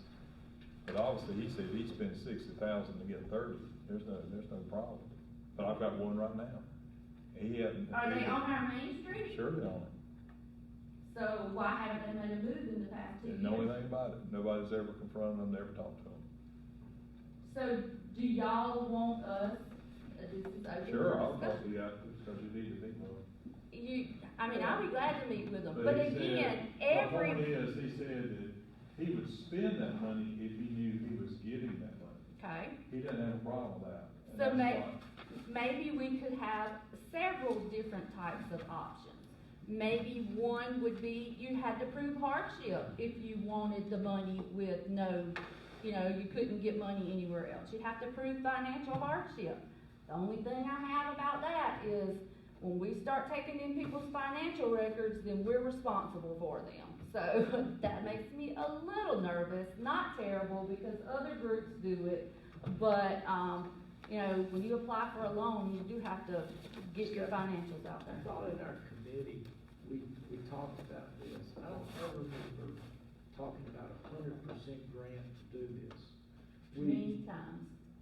We looked at it and said, there would be shared responsibility for the money, and that would allow us to let the bank do the vetting of those participants. You don't remember any of that conversation? I do remember that conversation, but nothing has come to fruition with any of the banks. And people who are able to get money able to get a loan from the bank, don't want to go through the trouble to get the money. They will just take it out of their home equity loan, or if they have the cash already in the bank. Glenn, I thought you said that Anderson Brothers. Anderson Brothers is interested. Yeah. But it's not like, haven't gone any further until we know what kind of money we're talking about doing. And in speaking with, I think Rex spoke with someone, or maybe I did in passing, some of the banks are only gonna be able to loan up to 75% of the appraisal. So that's gonna be a problem for some of the businesses. Well, I thought the example you gave us then was, we had $75,000, and the city would pick up 40%. It was 30, but yeah, that was an example. Right. But again, and that's the first time I've heard this, which makes sense. If someone owns a building, but it's only appraised at $30,000, they sure can't get 75, can they? Oh, I mean, that's why I'm asking the question. Yeah. They can probably get 75% of the, whatever the appraised value is. My other question would be is, do you have 5 building owners right now that would want to take advantage of the grant that you're asking for the city to give you the money? Let me think. 1, 2, 3, 4, 5. Yes, Can you I provide do. that to us? I'm Can sorry? you provide that to the council? I get, you want addresses or? You know, building owners that are willing to participate in your grants, that you're asking the city to Sarah give you. couldn't be here tonight, but I'm sure she could have provided that. Yes. And now, which form of grant do you want? Do you want In your proposal, you're asking for $200,000. Right. But do you want? You said the 60/30 is what you're looking to do, correct? Not in this proposal. Well, let's just say the flat $200,000, how many business owners are willing to get, let's just say the 60/30. That'd give you what, approximately 6 buildings you could do, building owners could do? You said you got a list of 5 people that's ready to take advantage of it. Right. But some of those are ready to take advantage at 100%. You know, here's the grant, you don't pay it back, you just get your building pretty. Some of them may be willing to take it at, and I hate it, I'm sorry, but no progress has been made in this city for 10 years. I don't like to give away free money, but we have to meet people where they are. Let me read this statement. I'm the Executive Director of DCA, short for Dillon Community Alliance. I've appeared before you many times before this nonprofit as well as a business owner, before this nonprofit, as a nonprofit, as well as a business owner and citizen. I'm speaking today on behalf of the Board of Directors of DCA. We've worked tirelessly for the betterment of the city since 2019, when I was asked to create a nonprofit for the betterment of the city by the city administrators. Several of us have also been involved on multiple other committees since 2017 for the revitalization of Main Street. We've visited multiple other cities that have been successful in revitalization, Marion, Mullins, Florence, and discussed in depth how they have created programs to ensure this success. We are not like any of them. We don't have a hospital foundation like Marion. We aren't the original home of Anderson Brothers Bank like Mullins, although Anderson Brothers is good to this city. We don't have a Sunoco, the Brierley Foundation, or a college like Hartsville and Darlington, and we don't have an angel investor like Lake City. All we have are our business owners, willing citizens, and city and county governments. We're counting on our city to step up and make the initial investment into downtown revitalization. We must start somewhere, and we must start soon. The city of Dillon has a large group of willing activists and producers in the members of DCA. We are not just a sitting board. We also assist with getting the work done. However, our members are losing morale fast because all we have been able to accomplish with the assistance of the city is the Friday night concerts, Walk the Loop, and the creation of a master plan. 3 DCA board members, Rhett, Steve Johnson, and myself, meet with the master plan committee, which also includes Tim Cowser, Jay David, Bill Wallace from the city council, Lisa Moody, and Glenn Wagner as city manager. We've made small progress in planning, but DCA is not all about planning. We need to see work happening as well. We are requesting that you make a resolution to vote on this at the next meeting. We're an approved recipient under, I can tell you all of this, of the Social Security Act, the numbers, the lawyer may want this, 602C1A and 603C1A of the Social Security Act, which is the big thing Glenn has there. He may have only printed out the 40-page one, but there's like a multiple 100-page one. Let's see. So anyway, recipients may use funds, and this is a quote, to respond to the public health emergency with respect to COVID or its negative economic impacts, including assistance to nonprofits, and there are some other things in there, and I'll be glad to share the page numbers with you in a minute. Recipients, which is the city of Dillon and Dillon County of the ARP funding is what we're talking about, may, as was the case under the interim final rule, administer programs to a wide range of entities, including nonprofit and for-profit entities, to carry out eligible uses on behalf of the recipient government. So this is on page 81 of the final rule. There's many other rulings that says we're entitled to a portion of the ARP funding. It also says that we are able to use the ARP funding to enact our mission as according to our bylaws. I know y'all don't like giving away free money. If you have a better suggestion that is going to work, please let me know. I don't think we have a problem helping people. We've been burned before, and we don't want to be burned again, and we want to get the most out of the money that we're receiving. it concerns me that if the building owners, I'll just give you an example. 30,000 is not gonna touch renovating these buildings. Some of them, it might put some lipstick on the pig and get somebody in there. Will it get it up to code?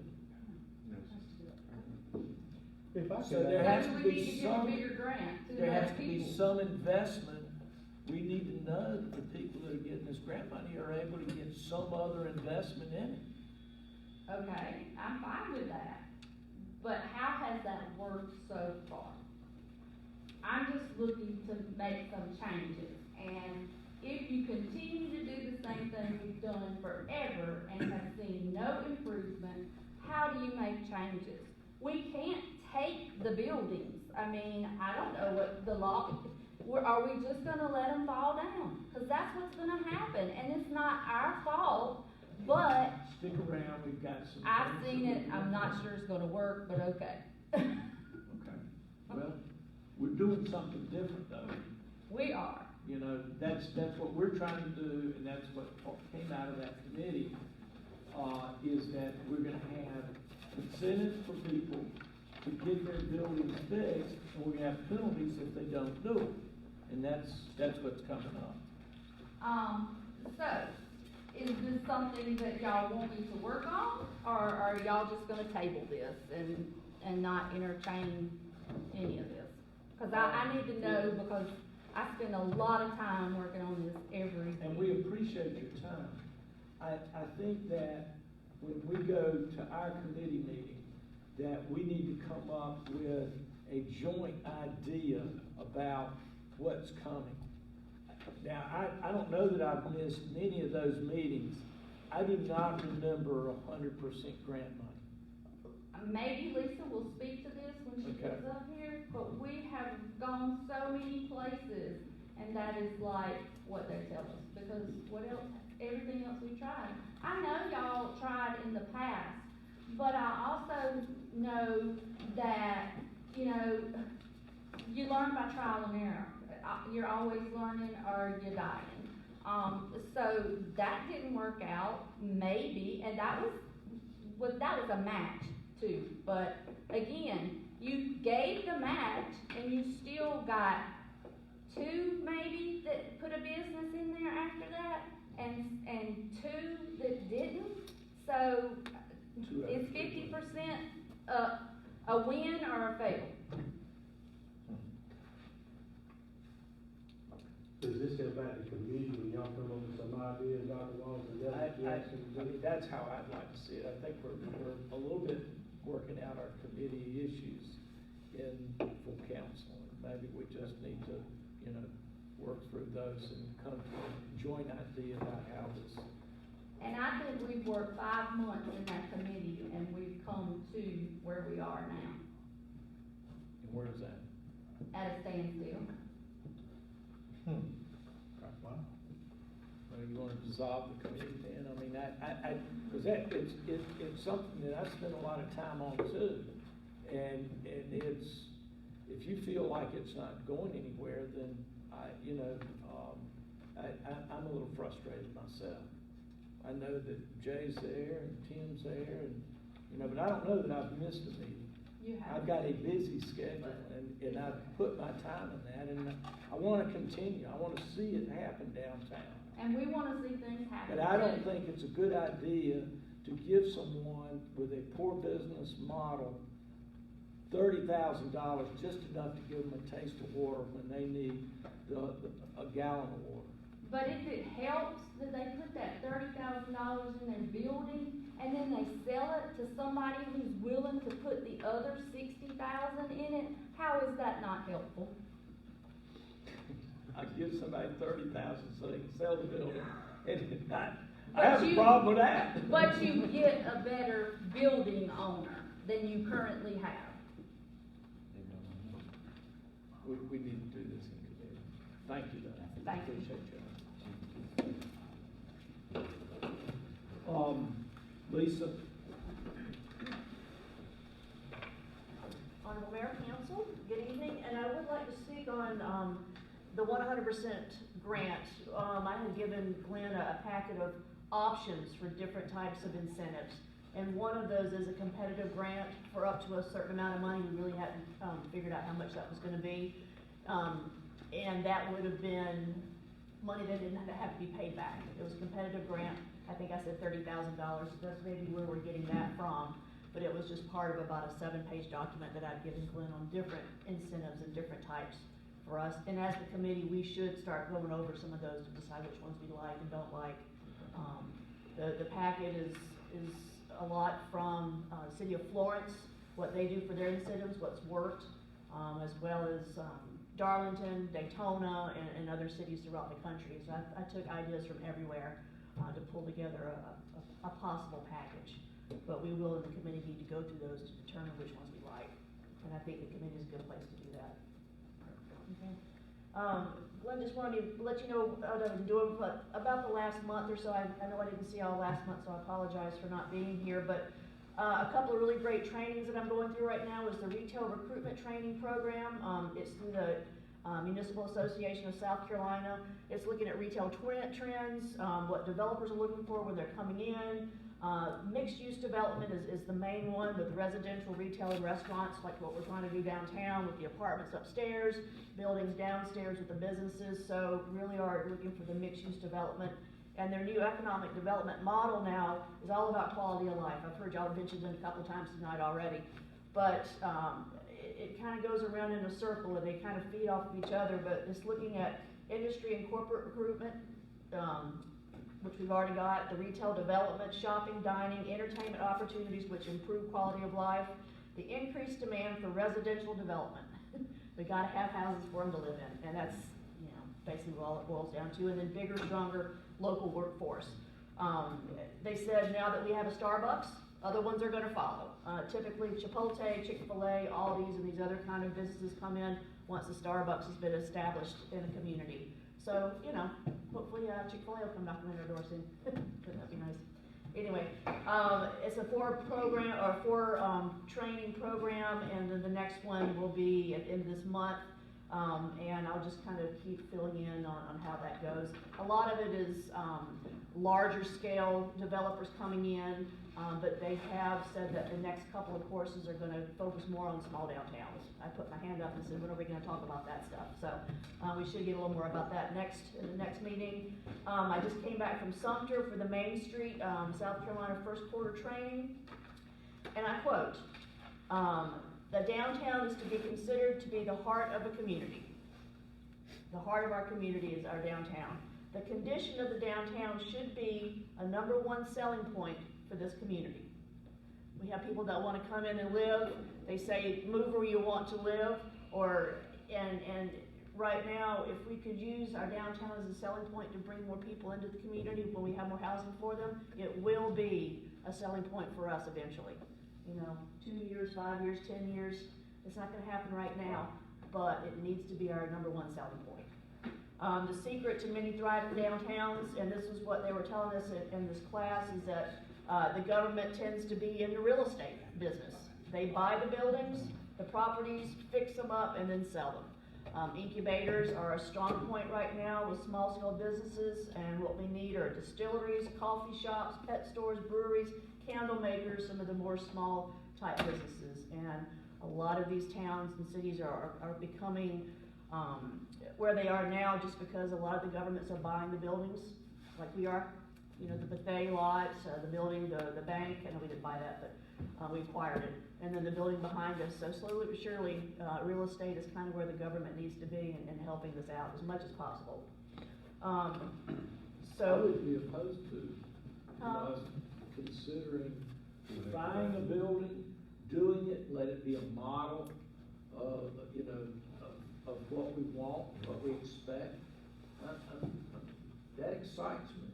You know, and part of our model that we're working out of is we don't want to, you know, I'm talking about the people that we invested in that building downtown. We're really not interested in having a lot of real estate. We want to turn that over, and when we turn it over, we just go to the next building, and maybe that's how we ought to take this money and really do a good job on buy a building, do a really good job of renovating it, sell it, turn that money over and do it again. And maybe that's how we march down Main Street, and then we get exactly what we want. And it'll all be to code.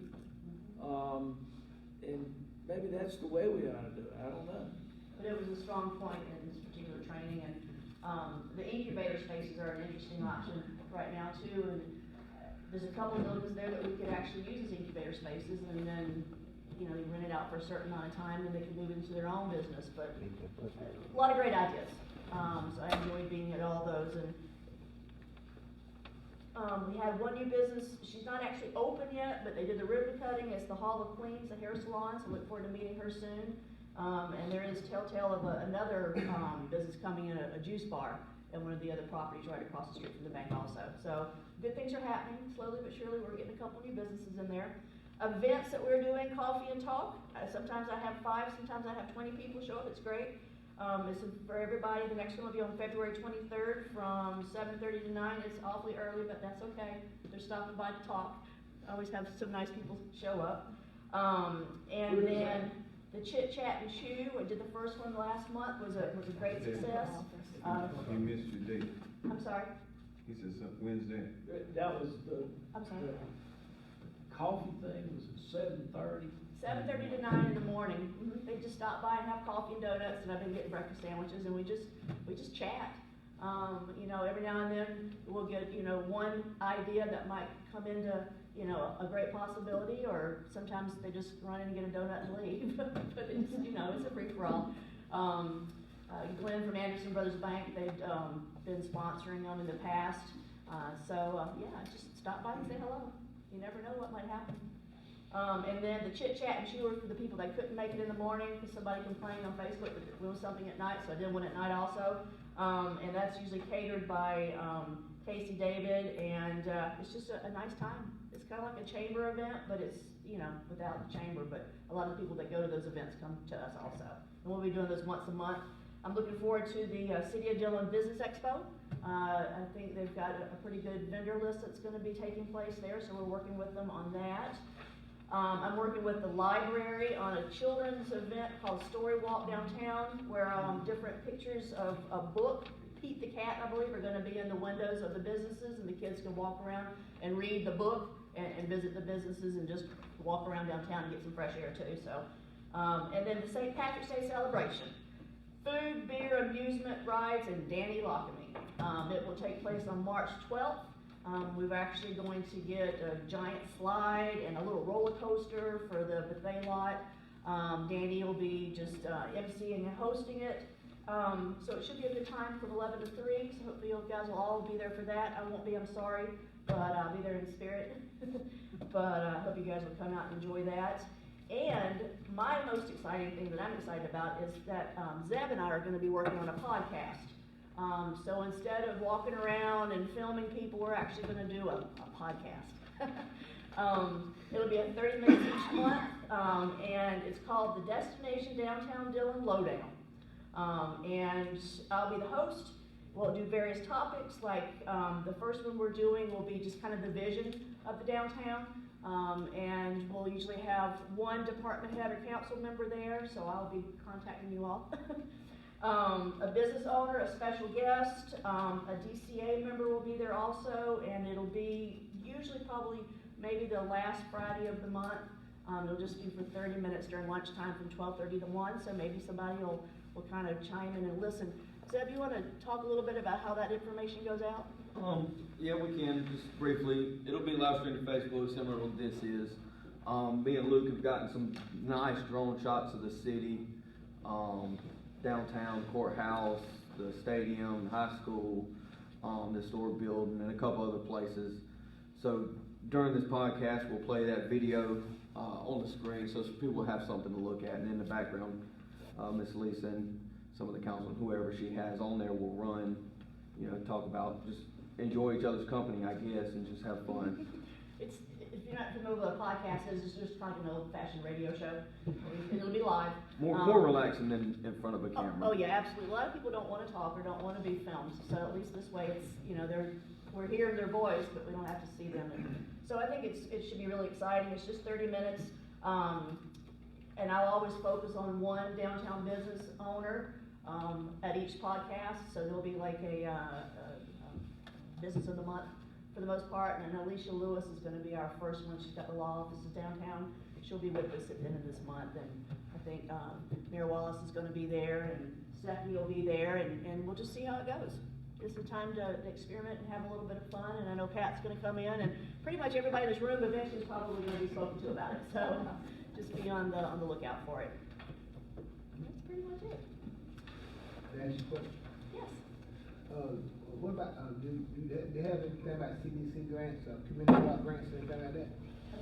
Grants for, property, you know, like, CBC grants for homes. Community block grants? Yeah. Yeah, I've been dealing with those. We'll go through the cog on those, on community, just like we did one on Martin Luther King College did that for us. Ms. Lisa, do you have a list of the grants that you've applied for since you've been working with the city? The one I'm working on right now is the one for the police department. That's the only one. That with all my other duties, that's the only one I can do right now. And how much is that for? It'll be $50,000. It'll be for the inside of the police department. It can't be for the real estate, they call it. It has to be for the products inside, like the computers and the desks and supplies. Is there a match on that? They'll only pay up to 50% of, or 51% of what the total cost is. Okay. That'd be a yes. Yeah. So we're gonna hope for 50,000. That's the max that they'll provide. Okay. Thank you. And that's through the USDA grant. Citizens report. I'd like to speak. Sat here a long time. If you did, you're welcome to have your time. All right. New business, old business, none, new business, resolution number 0122, community block grant. This is for flood mitigation. This is the first reading, basically accepting the $3.8 million, but also in this, we always said, who owns this or that?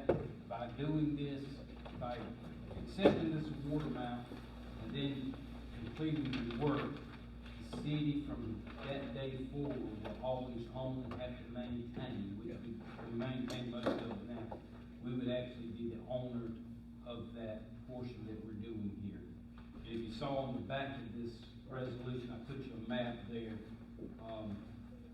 I guess it's pink or red, maroon color. That's the area we're talking about of those three projects. Okay, can I get a motion? Make a motion. Second. Now, second. All those in favor? Aye. All right, motion passes. Resolution number 02-22, removal of the island within the 100 block of East Main Street. Is there any other discussion? None, and can I get a motion?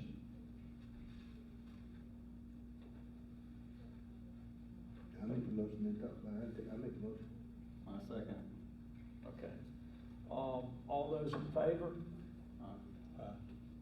Opposed?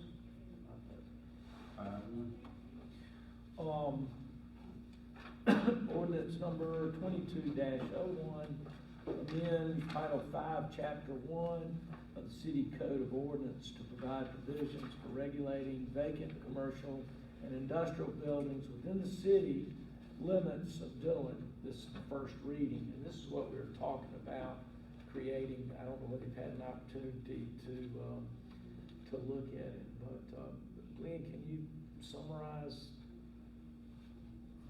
You can summarize it other than I, I'll try. All right, first and foremost, it is to register owners of vacant buildings. We kind of know who owns what buildings to some degree. We do have some that live out of town.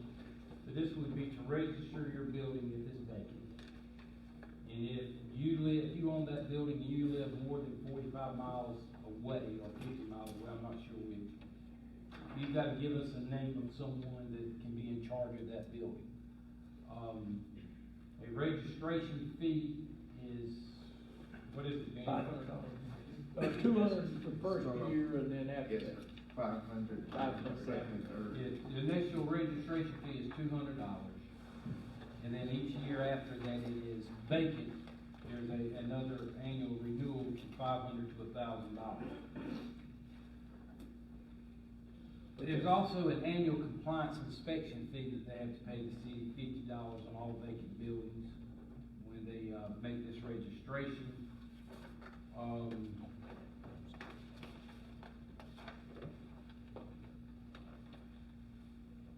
But there was also a monthly fee if they don't comply. Yeah, failure for an hour, and when they do this, when we have these vacant buildings, they register, they've got to give us a timeline of when they're gonna do something to that, or when they hope someone's gonna move into that building, or if there's stuff that needs to be done in that building, they have to give us a timeline.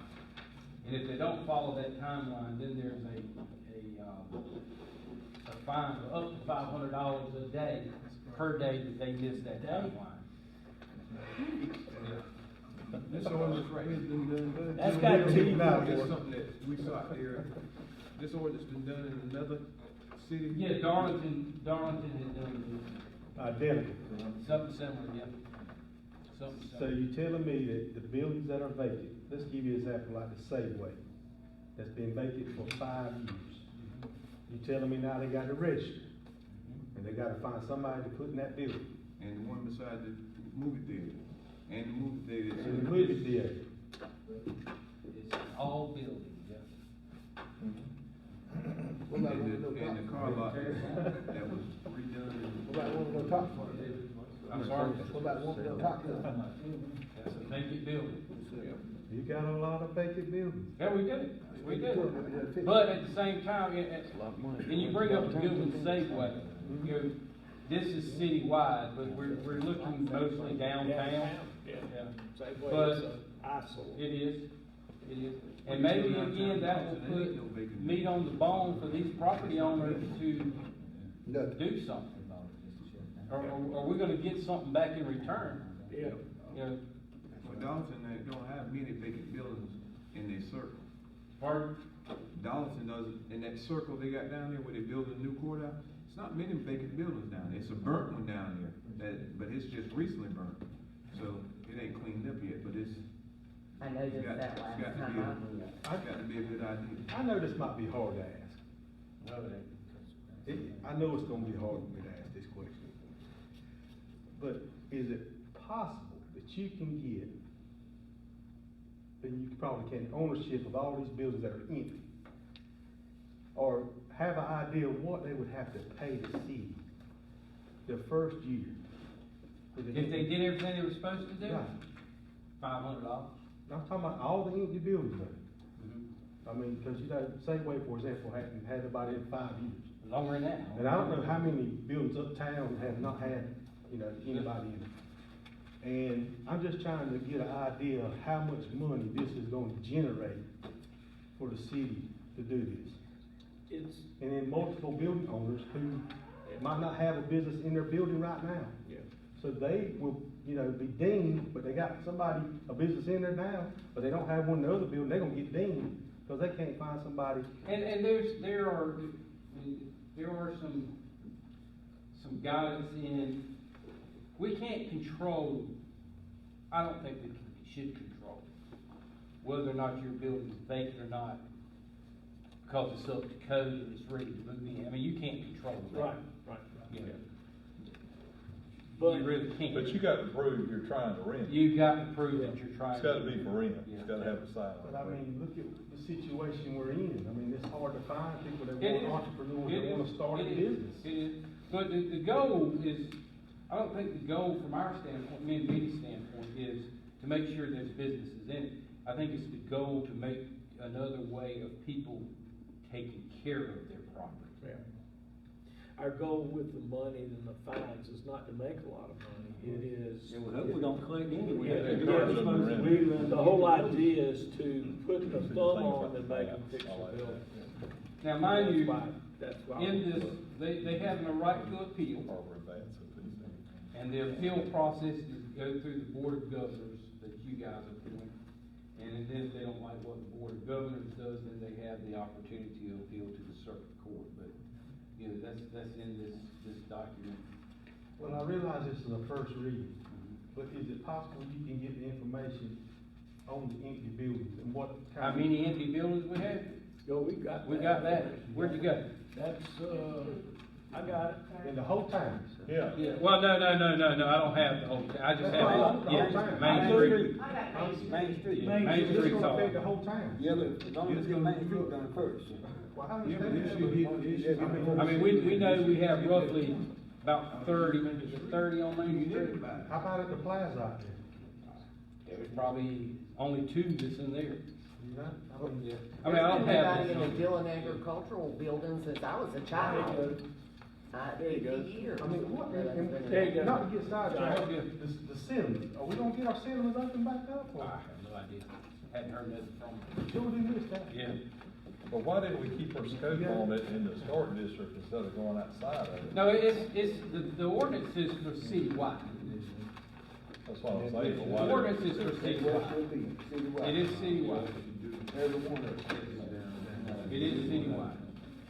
I think you're better off to do it citywide, because then you don't have a argument where treating people unequally at citywide.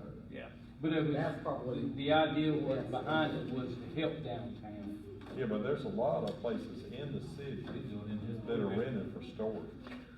If not, I mean, it's not rented for purposes of a building, they're just using it for personal storage. Well, if it's up to code, then, you know. Well, they don't have to meet the code if it's being used, unless they're remodeling the building. Yeah, they still have to meet codes, even if they're stored. But if you're selling your building, you don't have to pay the register fee or anything like that, as long as you're selling your building. If you can show that you're actually, Yeah. again, we can't control if your building sells or not.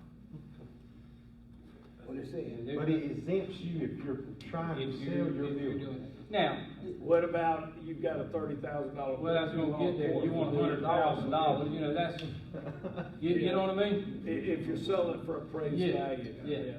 that probably should qualify. There's a portion in the ordinance where it has to be on a real estate listing too, if they're actually selling the building. Okay. So there's a section in there that, has regulations on that as well. But it's a lot for the code enforcement to keep up. No, it will be, it will be. But I mean, we've got to do something. I mean, I understand what we're trying to. I think the motion. Motion. Got a motion, got a second, all those in favor?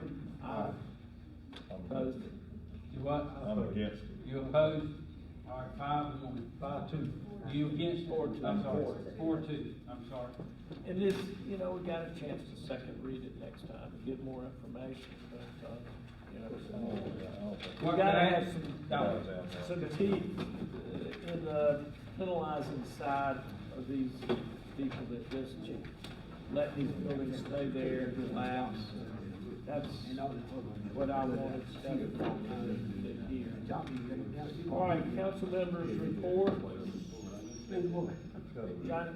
Oh, Janet, I'm curious, will you have anything on the dog ordinance in the next meeting?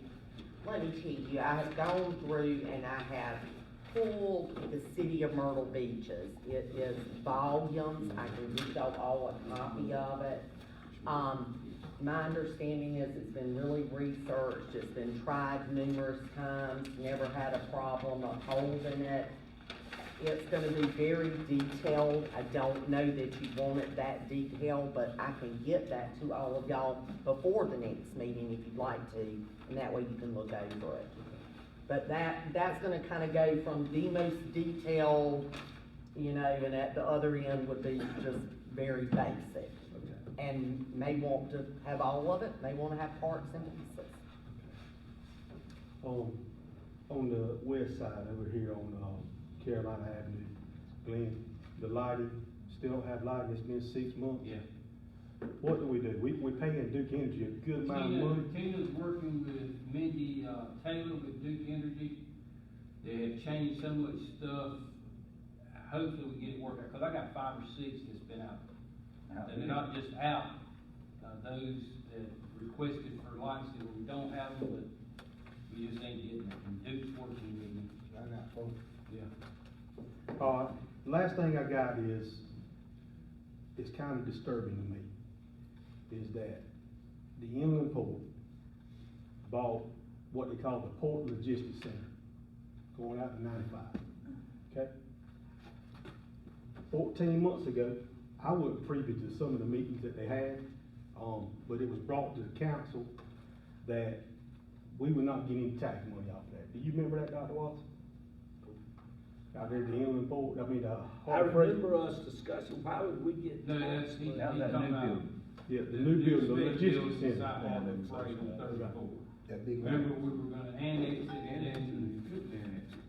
the industrial park group and all those was against us, remember that? Yeah. That's what he's talking about. Discussion. Yeah, okay. This building changed ownership and sold for $47.5 million, and the city didn't get a dime off of it, okay? The thing I'm trying to figure out, in our ordinance, it says that we give utilities and all that we're entitled to get tax money off this property. The problem I have, Glenn, is that you tried to get this thing annexed for years, okay? We talk about growing, we talk about development. I went today to the treasurer's office, and just on the property taxes alone, the county got $10,000, okay? Not counting the building, I couldn't get that information, it's so secret. But I can imagine how much thousands of dollars they got for the building being sold, and the city gets zero. But if you're on the right-hand side of the road, QT's is coming in May. They got to pay city taxes, and they got to pay county taxes. I want to know, per our ordinance, we're supposed to be getting tax money off this. I don't know what happened. We dropped the ball tremendously. Get taxes off of what? Well, the building's changed ownership now, so It's shouldn't gotta the be building? annexed in. And that's that's what I'm trying to figure out. Our ordinance states when it changes ownership, that it's supposed to be annexed into the city. Now, Harbor Freight is the contiguous property, and I'm thinking they should be in too. And the city should be making tax money off of this. Then we could grow our uptown. I can, $47.5 million. How are we ever gonna grow? I need some help. Janet, I want you to look into this. Because it's a shame that we lost thousands and thousands of dollars, not only in the sale of the building, but when the building was being built, we lost permit construction fees, business license fees, all kind of stuff. I don't know how much money. And I don't have the answer to how we go about getting the answer. So I refer to you, Janet, to try to help me get some understanding. Because going down the middle of the road, that's the city of Dillon. 10 foot off, that's the city of Dillon. But it's the Tri-County part. The county's gonna make money anyway. The city's the one that loses out. I agree 100%. And then when we come to our budget, and we're $200,000 short, that would help us. There's no sense in us allowing another building to be built out there of that magnitude and lose tax dollars. Well, we can't stop it from building, but we don't have to offer them services. But right now, can we go to Harbor Freight? We're giving them sewer. We're giving Logistics Center sewer. Why can't we go and say, look, we'll give you this free for 10 years, 15, 20 years? Give what free? The sewer, and we get the tax money. We can't do that legally. Because we have an SRF law that says we can't give away water or sewer. Well, to be sure that we can figure out the next time they build something of this magnitude, that we get something from it. I don't disagree with you 100%. And the only thing you can do is one or two things. You can have them to annex, and or if they just don't want to annex, don't give them the services. But that's my thing. It changed. The property's been sold. The building's been sold. It's changed ownership. Now, when you came in, it was something that's way over my head legally. But now that our ordinance states when it changes hands like that, they are supposed to annex. I could be wrong. They are. They are. How does that work? I mean, who's responsible for having them annexed? Well, here's, in this situation, and I'm making, I think Harbor Freight's in this logistic area. Yes. So the water, the sewer was gonna be in Harbor Freight's name. It's not in property name. It's in Harbor Freight's name. The sewer is.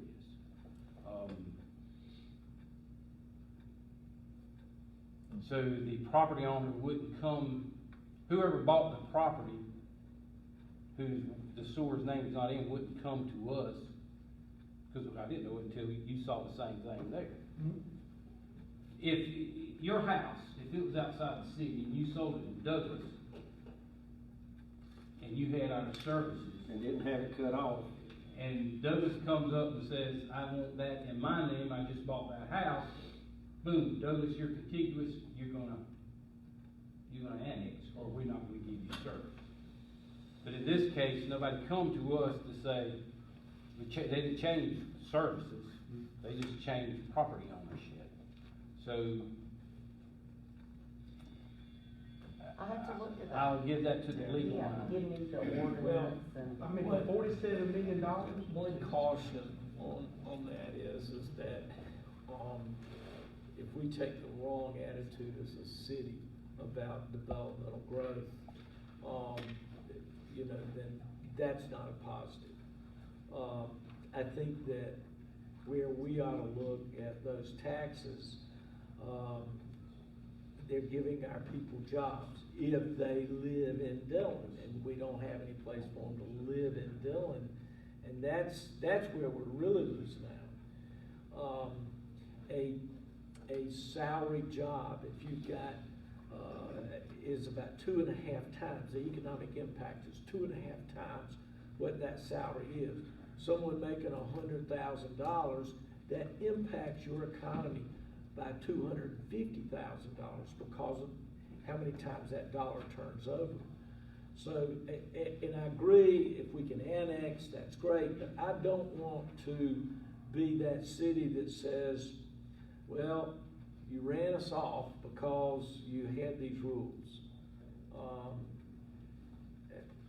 But, the thing about it, Dr. Wallace, is how do you explain to QT right across the street? Because they're gonna have to pay city and county tax. But here's another thing. QT wants to be annexed. That's fine, but another thing too is, if something happens at Harbor Freight, our fire services will go out there and help them out. Oh, absolutely. Okay? If something hostile, work environment or something like that, law enforcement will be out there. If they're called. And I'm pretty sure we help them every time that something's called, I know that. But something of this magnitude, $47 million, and we got nothing for it. Just think when we go to budget year, and we would have had some type of tax money off that building. Why don't you, instead of we beat this and wonder, give us an idea of what that sale would look like and what actual impact that would be for us. I wasn't aware that we got a sales tax. Well, we wouldn't get a sales tax, it would be property tax, I guess the value of the property would increase. I don't know. Something's better than nothing, Yeah. That's the way I see But it. just to give us an idea of what that impact might be. That's all I had. I know we didn't look at it, that's all I had. Jay? I had, a concerned citizen to call me and they asked me a question, and it's probably between Bert and you. The lines downtown for parking, they were just concerned because you can't see them anymore, and I didn't know if we had a plan to fix that. We went out and looked at some today. Okay, I just wanna make sure, this old lady called me and. Yeah, that's fine.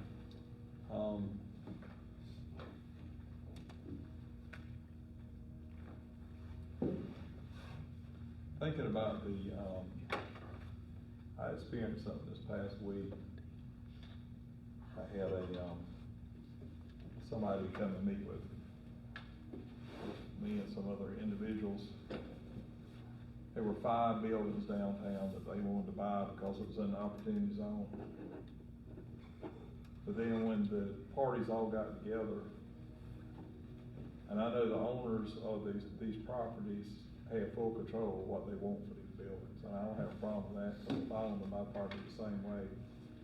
But when they start going up 6 and 7 times of the appraised value, and I don't know, y'all. I don't know what the answer is for downtown, but when you see that, it's gonna be impossible to ever get anything. I mean, this thing 2201, the reason I voted against that is I think we're busting everybody's chops anyway, one way or another. And I can't see kicking them down any further, kicking the can down the road. And I think if you start finding people and doing other things, you just will make them hostile. Because if they're being used for any purpose outside of the historic district, I don't have a problem with it. And you got a lot of them in this town. And you go ruffle a lot of feathers when you start going outside the historic district. Now, I understand the opportunity zone is pretty wide in our town, it's almost the size of our town. But you know this, there's 5 buildings right now. I'm gonna tell you, this is another 5. They want like $300,000 or $400,000, $500,000 for something to pay $30,000 or $40,000 for. And that makes no practical sense to me when they've done nothing to the property. Now, when you're trying to make that kind of profit off of Dillon, that's really weird to me. Because who in the world, as far as an opportunity zone, is gonna come invest that kind of money for a tax break, knowing what they bought these individuals around this property for?